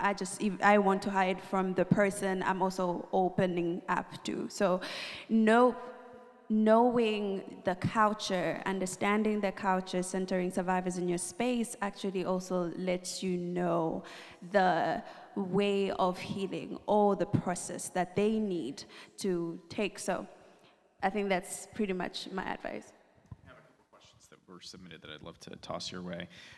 One person wrote, I had to confront 2 different abusers on 2 different occasions, but I'm not sure if I approached them correctly. What is a good way to confront an abuser?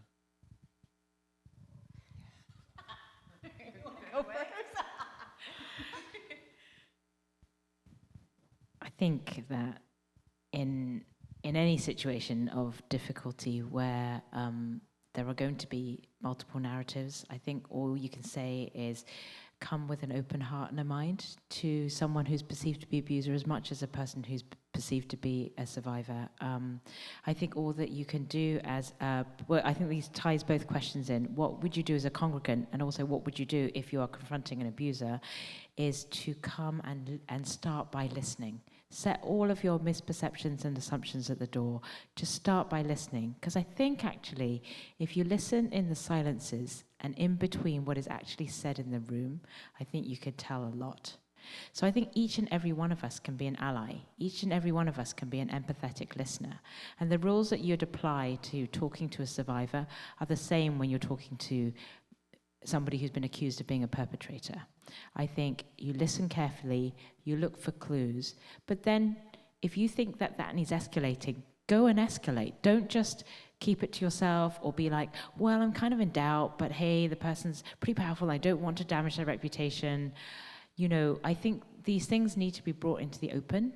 So I don't think there's a right or a wrong way to confront an abuser, as long as you come with an open mind, open ears, and an open heart, and that you're willing to be an upstander and an ally, and to go forward and do something about what you hear.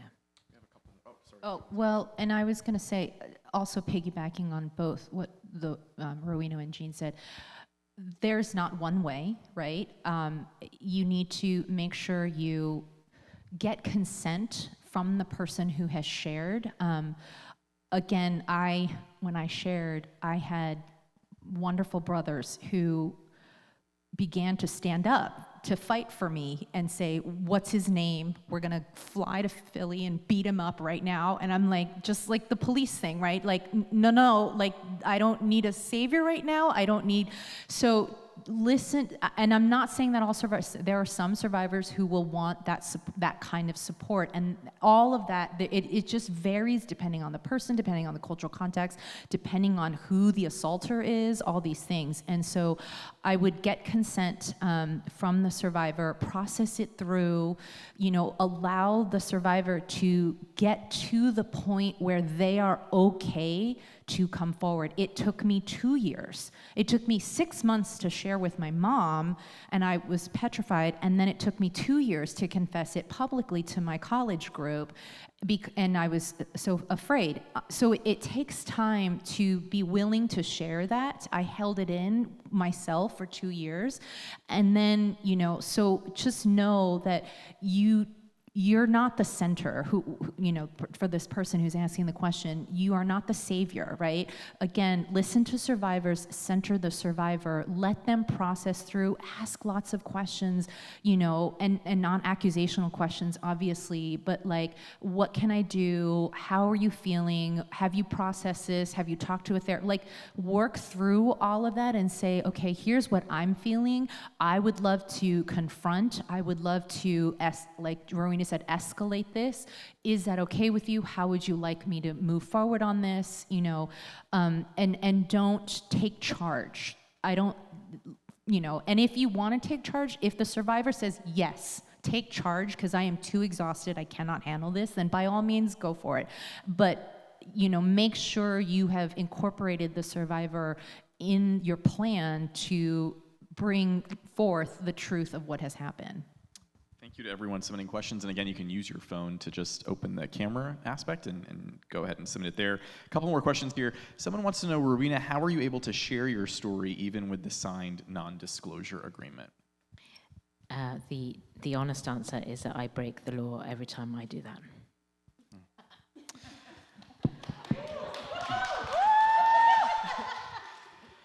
Another question, given the grooming that can take place at an early age, another question was submitted, so I just lost it.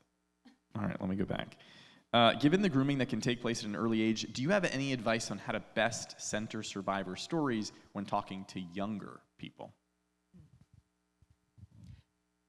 I mean, I say invite survivors to come to your churches to share their stories. When I forget, it was a couple of years ago when I shared on a live Instagram thing, there were so many women who came forward and messaged me and DM'd me and said, thank you, I've been suffering through this alone. I didn't know if I could share with anybody else. And so that creates, again, the safety environment, because you as a church are already saying, we are okay to have these difficult conversations. And so, allow survivors to come forward.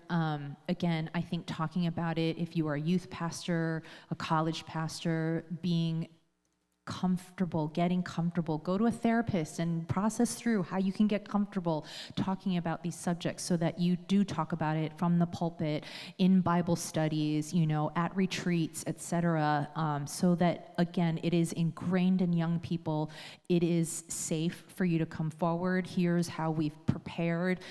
So if this has happened to you, or if you hear of a friend, if a friend confesses and shares with you that this has happened to them, you know what to do as a community, as other congregants, other people in that group. And just, you need to start from a young age, just really honing it in, because young people are wrought with insecurity. It is part of the adolescent journey, right? To formulate and be assured in your identity. So you have to assume there's going to be angst. It is going to be scary to come forward. Young people, even with the celebration of young people that we have, and oh my gosh, young people are so confident these days that I do not identify with, right? And so power to them. But also, they're still like, we talk about this in my organization as we're processing through young people dealing with COVID, the aftermath of COVID. They know a lot of the terminologies. They don't know what's next. They don't know the steps to take. And so to be able to guide and walk with them through that process is really difficult, because they have the punchline. They know, like, oh, this is assault. I got to speak up. But they don't necessarily know all of what we shared up here, of what all of that looks like. And so to be able to create that safe space, the more we talk about it and the more we share these stories, the better. Yeah, I often speak in preschools and elementary schools, and I think that people are really surprised to hear me say that I speak in preschools particularly. I wanted to make the really important point that I think it's never too young to teach a child about body autonomy. At preschool, the kids are pushing and shoving one another on the playground. That's a fact. There's always going to be a case where, it could be a little boy hitting a little girl. It's not necessarily that way, but let's just take a gender normative example for a moment and say a little boy hits a little girl, and previous toxic narratives have been, but he likes you, and that's why he gives you so much attention. That little girl has to know that when she says no, that's no. And she also has to know that her body is her body, and she gets to decide what happens to her body. Let me tell you a funny personal story about that. So I was in Singapore, and I did 7 speaking engagements in 2 weeks, and my poor 5-year-old, who came with me on the plane, and he was 5 when he got on the plane, 6 when he left, was subjected to all these long talks like this at various places in Singapore and Malaysia. And it's hot in Singapore and Malaysia, and he comes from the Bay Area. So after 3 days, this is disgusting, after 3 days of him not resisting having a shower and having come with me to all these different events and being so busy and speaking about Me Too, not being able to wash my kid, we finally come to a standoff. This is the 3rd day. I've got to wash you. You're in a tropical climate. I have to sleep with you tonight, and you stink. So, I'm doing the Californian thing of, letting him have his body autonomy and letting him, what happens to his body is his business. And then my Singaporean friends are, he needs a good caning. Anyway, the way that this resolves is I'm sorry to do this to you, but the first time in your 5 years, I'm picking you up and putting you in the shower and turning the shower on. So I did a very Asian parent thing. I picked him up, I threw him in the shower, stripped off all his clothes, threw him in the shower. And he said, "Mummy, you have taken me for 2 weeks to talk about how my body is mine and no one can do anything to my body, and you just washed me without consent." And I just feel like, wow, mic drop, dude. You just told me. Like, he's listening. He's on his iPad in the corner watching Paw Patrol, but he's actually really listening to what's happening on stage. So I just want to offer that story. It's a funny story, but it's also an illustration of, you know what, he's 6. He gets that what happens to his body is up to him, whether it's being in the shower or whether it's someone touching him inappropriately, he gets that. In preschools, we now say we don't use euphemisms for body parts because we live in a dark world where young children are getting assaulted. So we're not going to call them the pee-pee, the boo-boo, the woo-woo, whatever word you come up with. We teach children to name their body parts because, unfortunately, we've got to equip our kids for a dark world. And if you're looking for like a book that really talks about that, Feeling Hope has Pendo's Power. So if you have kids, nursery, we got a book for you. Absolutely check that out when it comes out. I mean, it's out in Kenya, but it's going to be out in September here soon. And just talking about language, like you can use play if it's like younger than 5. You can communicate that way. If it's a teenager, there's also languages that they understand and phrases that they use that makes them feel cool. You could use that. It's like really just knowing the group and the dynamic you're working with, and trust me, name exactly the body parts how the way they are, and they will understand. And everybody, like from a young age to an older age, they need these conversations. One person wants to know, do either of you feel that you lost trust in people because of the trauma you went through? Would you always suspect someone would hurt you again? How did you... How... One more part of the question. How do you rebuild the trust so that you can trust other people and faith in God? Go ahead. I think that the horrible truth is I don't. I think I find it really hard. Like, let's be honest here, right? We're here to be honest. I absolutely lost trust in people through my experiences. I think it affected me through my whole adult life. I think I have enormous trust issues at the moment. It's all, you know, it's horrible. You have intimacy issues, you have trust issues, you feel that you wonder when that you're going to be whole again. You're constantly broken. And I think, as bleak as that message is, I think it's better than the alternative. I don't want to sit up here and say, that's okay, at some point, you know, we have talked a lot about how this linear journey doesn't exist. I don't want to sit up here and say, that's okay, one day you'll restore your trust in people, there'll be a switch that flips and you'll get there. I think it's a struggle for me every day. It's not that I don't trust people, I think it is harder for me than the average person due to my history and brokenness with that, and I think I have to work harder. It doesn't mean that God can't be redemptive. It doesn't mean that God can't work in your life, because actually what I need is for God to come and help walk alongside me in my trust journey, and all of that is complicated. It's complicated all of my relationships as a wife, as a parent, as a friend, as a sister. All of that is really complex. When I first got married, so this September will be 7 years, and I gotten married later, and so I've worked through, quote unquote, through all my demons, and thought I was healed. And then I got married, which is, for me, was so vulnerable.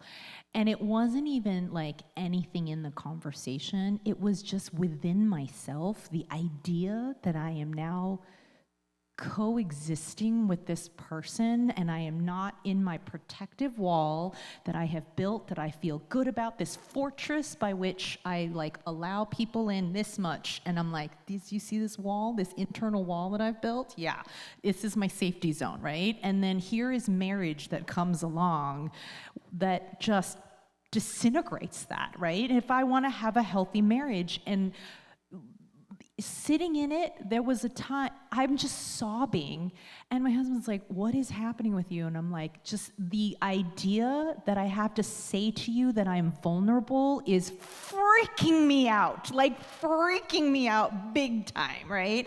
And I had a meltdown for like days, and I had to make the conscientious decision to let go of control, to let go of my security, to let go of the wall that I've protected my heart, and it was so difficult. And I had to make that conscientious commitment after I got married, because it was like, oh, this is great and it's wonderful and all these things. And then the reality of actual marriage set in. Like, I want to say 3 months in, and it was just like, what did I do? Why did I do this?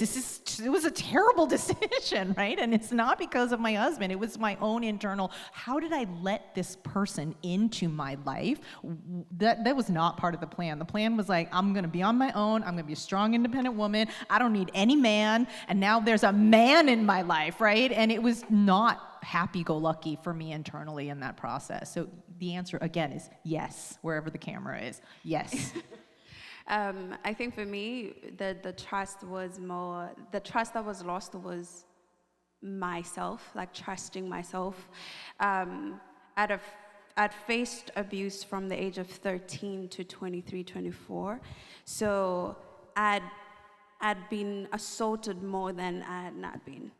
So it was kind of being, and especially with questions, when people don't believe you, now the questions start being, is it because of me? I did this. Why did it repeat itself? Did I do? So those questions then disconnected me from trusting myself and decisions I made, decisions towards my body, decisions about my career and all that stuff.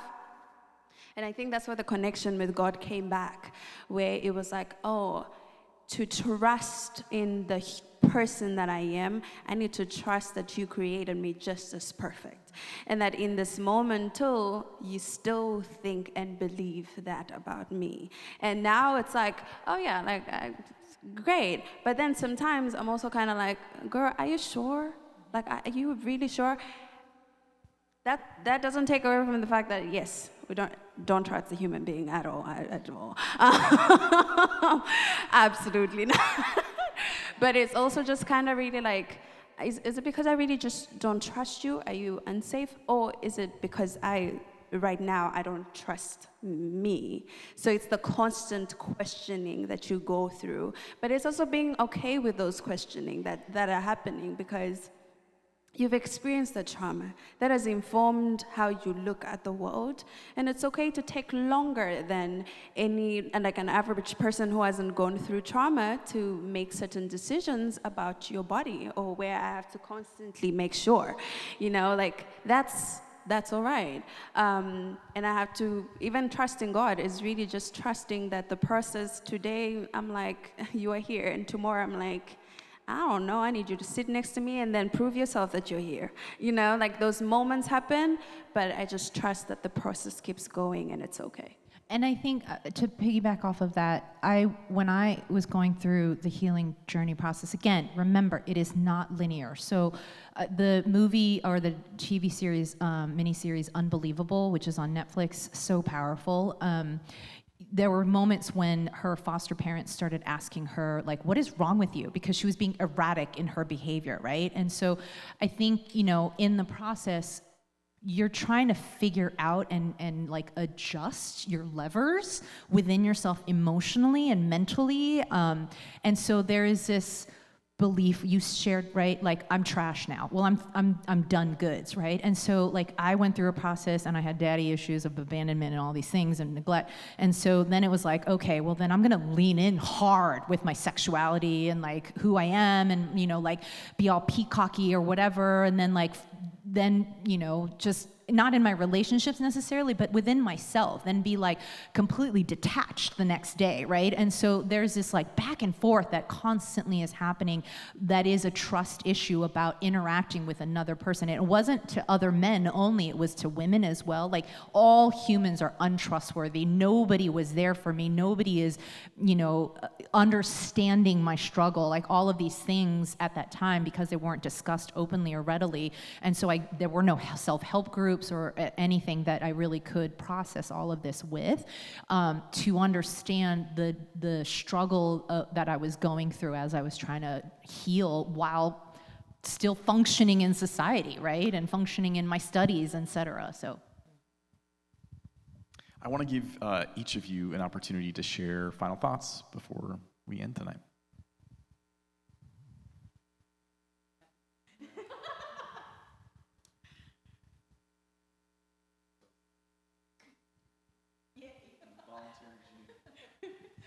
Jeannie is also thinking. I think my final words really is these conversations might be very uncomfortable and tough, but they're so important and enlightening. And for survivors out there, there's a possibility. Like, I think when you go through trauma, and especially sexual trauma, this belief that you can never have a full life or an exciting life, that the 4 days that you're having that are bad, like defining everything, and you feel like it'll just never be.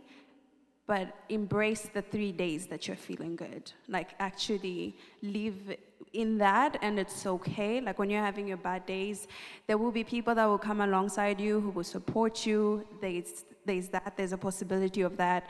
For leaders as well, as you're doing this like great work, right? There'll be moments where you feel like, I don't know what I'm doing. Like, especially the question that came in where the person had approached 2 abuses and didn't know whether they were doing it right or wrong. There'll be days like that where you think, am I even doing it right? But the fact that you're doing something now and you're constantly continuing to stand with survivors and help and walk alongside them, that is good. That is good, and you should always be like, okay, you know what? I didn't get it right on Monday. Tuesday, I'm going to go back to the survivor, sit with them, talk to them, and we're going to keep moving, because that's the road. The road is not always smooth. There will be bumps there, and sometimes when it happens, you hit yourself, you fall, you get back up. Because imagine if you fall. I love if people fall, so you can't stay down for so long. Like, you get up. It's okay, and those moments always happen. I think all of my final words really are around the theme that I raised about centering survivor voices. I think the first thing I want to say about that is a profound thank you to each and every person who's actually in this room at the moment, whether you're here in person or on Zoom, because you showed up to center survivor voices, the 3 of them right here. And so I think even just that process of doing that, that gift of giving us 2 hours where we could have this discussion, is profoundly valuable. I think this is a really hard conversation to have. I think it's a desperately important conversation to have. I hope it'll be the beginning of other events like this, where we have difficult where we speak about difficult taboo topics specifically to do with the church. May we have more of these. And then I think I was asked if you could say one thing to a survivor and one thing to a church leader, what would you say? And I think they're actually flip sides of the same coin.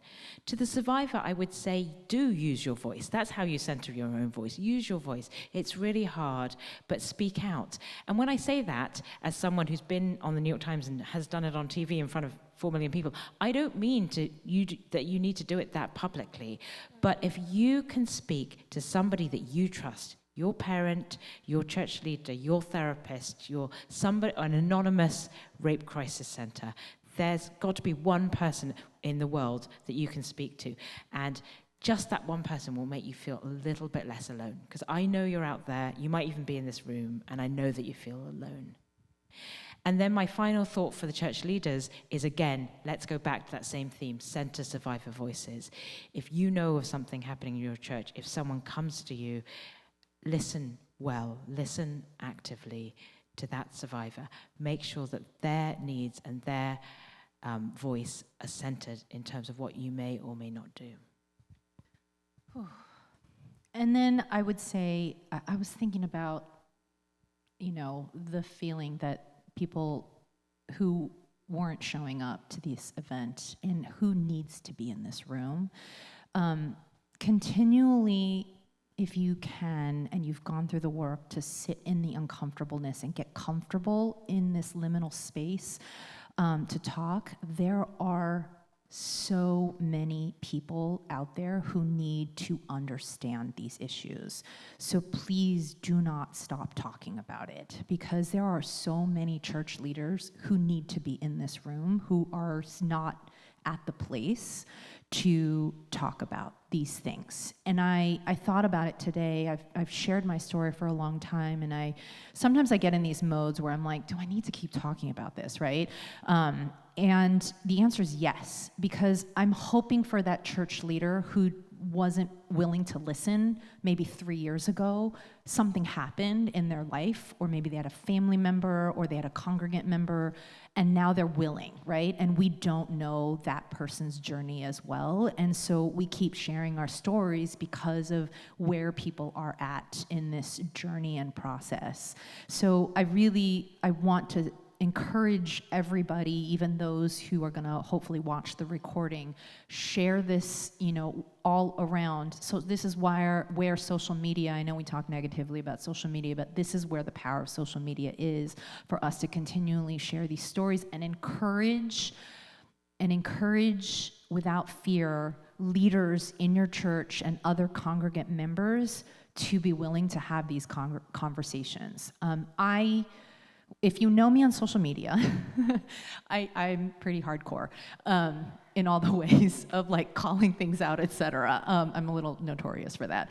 But I do it because I do still have hope for the church. I know church numbers are declining, and I know that the church is freaking out, big C, right? Because young people are less and less coming to church. But it's because as a church body, we have not addressed these. And I was sharing it with the group as we were going over things. Even the fact that the SBC is still not validating women leadership, or not allowing women to be ordained, like that is completely part of everything we talked about here, right? We need to encourage the church to subvert these incorrect traditions, these incorrect ideologies. They are not accurate. There were very strong women leaders in the first century church. Like these whole things that we're like, well, we can't obstruct because theologically, no. There are plenty of things to do that you can read about, challenge yourself. I want to quote Ted Lasso, be curious. Like learn and be humble. Like I know you got that MDiv, brother. So do I, brother, okay? So do I. And I've done the work, so do the work. And tell your pastor if they are resistant, tell them over and over and over again, do the freaking work and do some research and eat some humble pie while you do it. Because the church otherwise is going to die out and come across out in some other ways. I still believe in the Holy Spirit and Jesus, and I don't believe the church is going to die. Something is going to come up from the ashes, but your traditional church thing, it's not working. So like fix it, right? And so let's do it together where we're subverting these things that are blocking the work of the Holy Spirit, that's blocking the work that needs to happen as we join together in our faith communities to heal and walk alongside one another. Yes, a huge round of applause for our panelists. Rowena Chu, Jean Angwala, Irene Cho, thank you so much for sharing your powerful stories today. Thank you to Freely in Hope for putting on this event. You can certainly learn more about the events, programming, and services that are put on by Freely in Hope by visiting freelyinhope.org. Thank you so much for joining us here in person and online. Hope to see you soon. Thank you, everyone.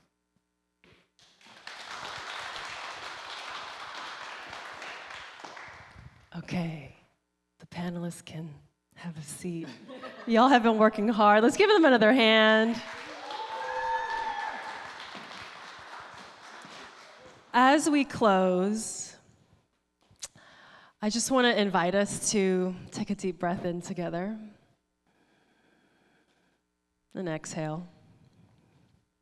A reminder that wherever we are across time zones on Zoom, here in this space, we are all united in our common breath. And as you inhale again, just close your eyes. And think of a word or a phrase that remains in your mind from today's conversation.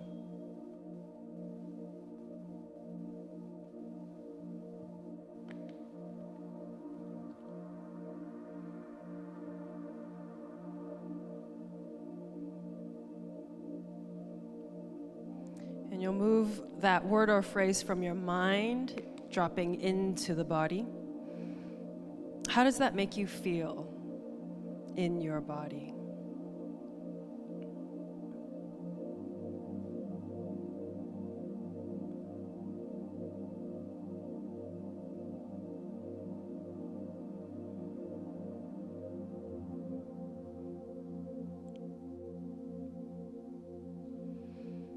And now we'll move into our heart space.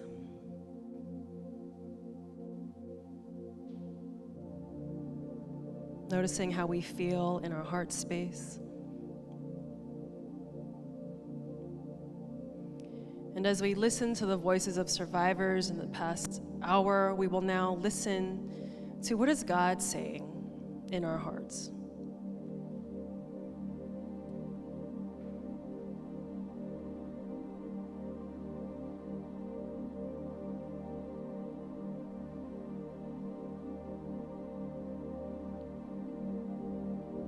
And as you listen, notice if there's any changes in your body.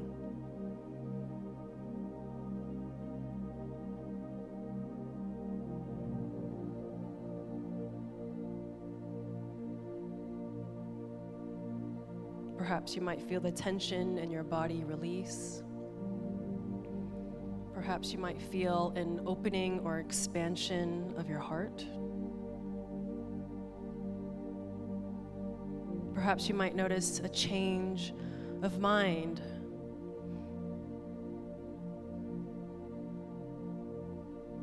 And in response to what God might be saying to you in this moment, respond back.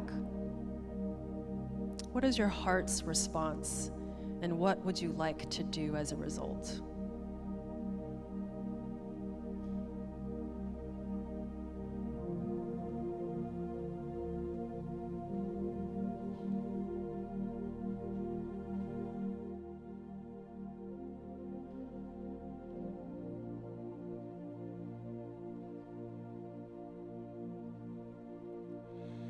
When peace like a river attendeth my way, when sorrows like sea billows roll,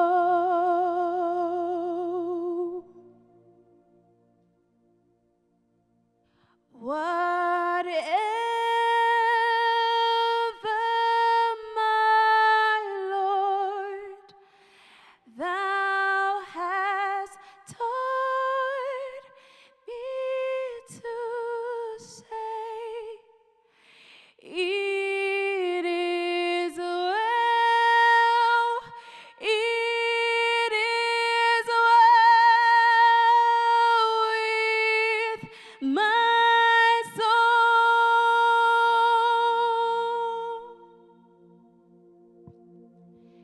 It is well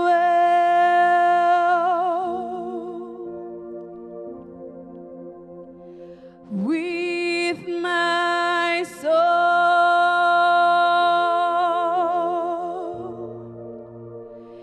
It is well, it is well with my soul.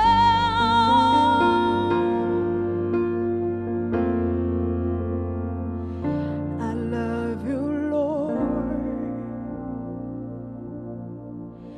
for your mercy never fails me.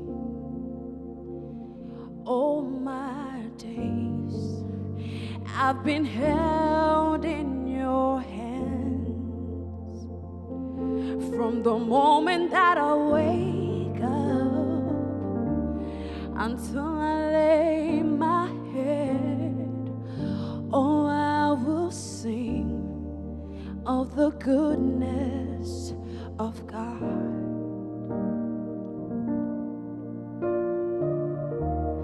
All my life you have been faithful.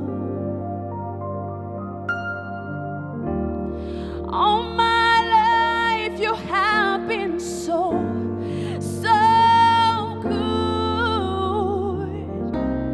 With every breath that I am able, oh, I will sing of the goodness 'cause you are waymaker, miracle worker, promise keeper, light in the darkness. My God, that is who you are. You are waymaker, miracle worker, promise keeper, light in the darkness. My God, that is who you are. You are here, moving in our midst. I worship you.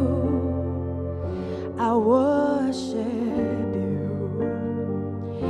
You are here, moving in our midst. I worship you. I worship you. You are here, touching every heart. I worship you. I worship you. You are here, touching every heart. I worship you. I worship you. 'Cause you are waymaker, miracle worker, promise keeper, light in the darkness. My God, that is who you are.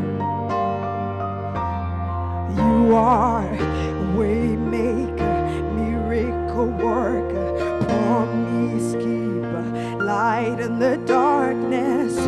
My God, that is who you are. You are, you are, you are waymaker, miracle worker, promise keeper, light in the darkness. My God, that is who you are. You are waymaker, miracle worker, promise keeper, light in the darkness. My God, that is who you are. You are here, healing every heart. I worship you. I worship you. You are here, healing every heart. I worship you. I worship you. You are here, turning lives around. I worship you. I worship you. You are here, mending every heart.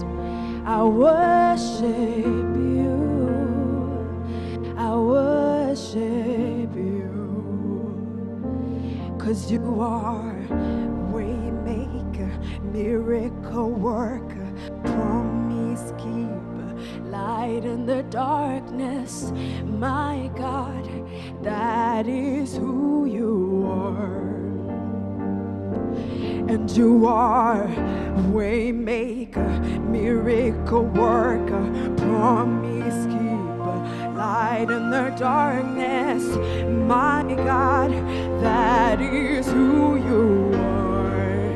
You are, you are, you are waymaker, miracle worker, promise keeper, light in the darkness. My God, that is who you are. You are, you are, you are, you are waymaker, miracle worker, promise keeper, light in the darkness. My God, that is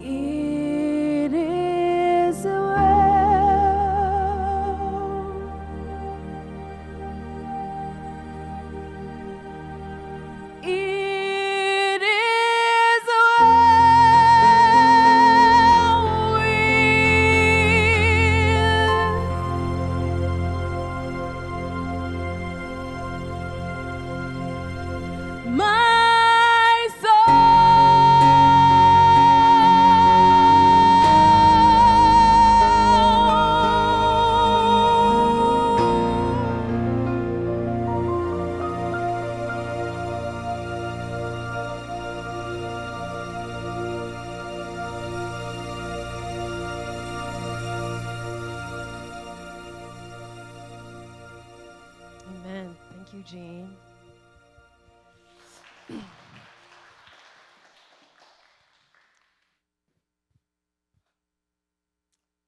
A few announcements with resources that we can take home with us. As the panel said, this is just the beginning. This is the very beginning, and all of you are embarking with us on this journey toward providing hope, healing, justice for our communities. So we have a few resources for you that will help you, guide you in this work.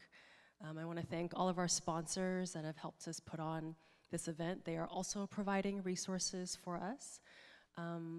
Missona is the space, the beautiful space that we're in. It's historically a church, and they are now raising money for their home campaign to buy back this event venue as a church. It's home to Experience Church. You can learn more at exp.church. And as Rowena said, all of us can be an ally. So together with all of you, together with our sponsors, we are providing resources specifically for allies that can help you in this journey. We first have some resources for survivors provided by Freely in Hope and one of our allies, Made for PAX, Dorcas represent, woot woot. So we have a survivor support group that we're launching this month on the last Friday of the month that will be run by Jinung Wala. It will be happening on Zoom. So if you have survivors in your community that are looking for communities to find support, please send them this information. We also have a fellowship program for survivors of trauma. This includes survivors of sexual violence, but we're opening up to folks who've experienced any form of trauma.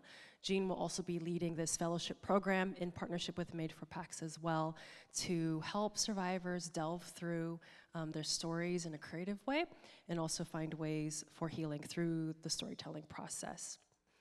And you can learn all about these events through our Instagram page, Freely in Hope. For church leaders like us, we have my book, Liberation is Here, and also Megan Chance's book, Women Rising, for you to take home, provided by University Press. I have a few more copies of my book if you want to purchase more. We also have a Bible study curriculum that we wrote in partnership with Made for PAX, also with Dorcas, who is here, say it again. It's called From Silencing to Uplifting the Survivor's Voice. It's an incredible resource based on the story of Jesus with the woman caught in adultery. And it's written like a Bible study guide that can be done with your church leaders. We also have another curriculum called Allyship that can be used for allyship with any people groups, people that are want to be allies with racial groups, people that want to be allied with survivors.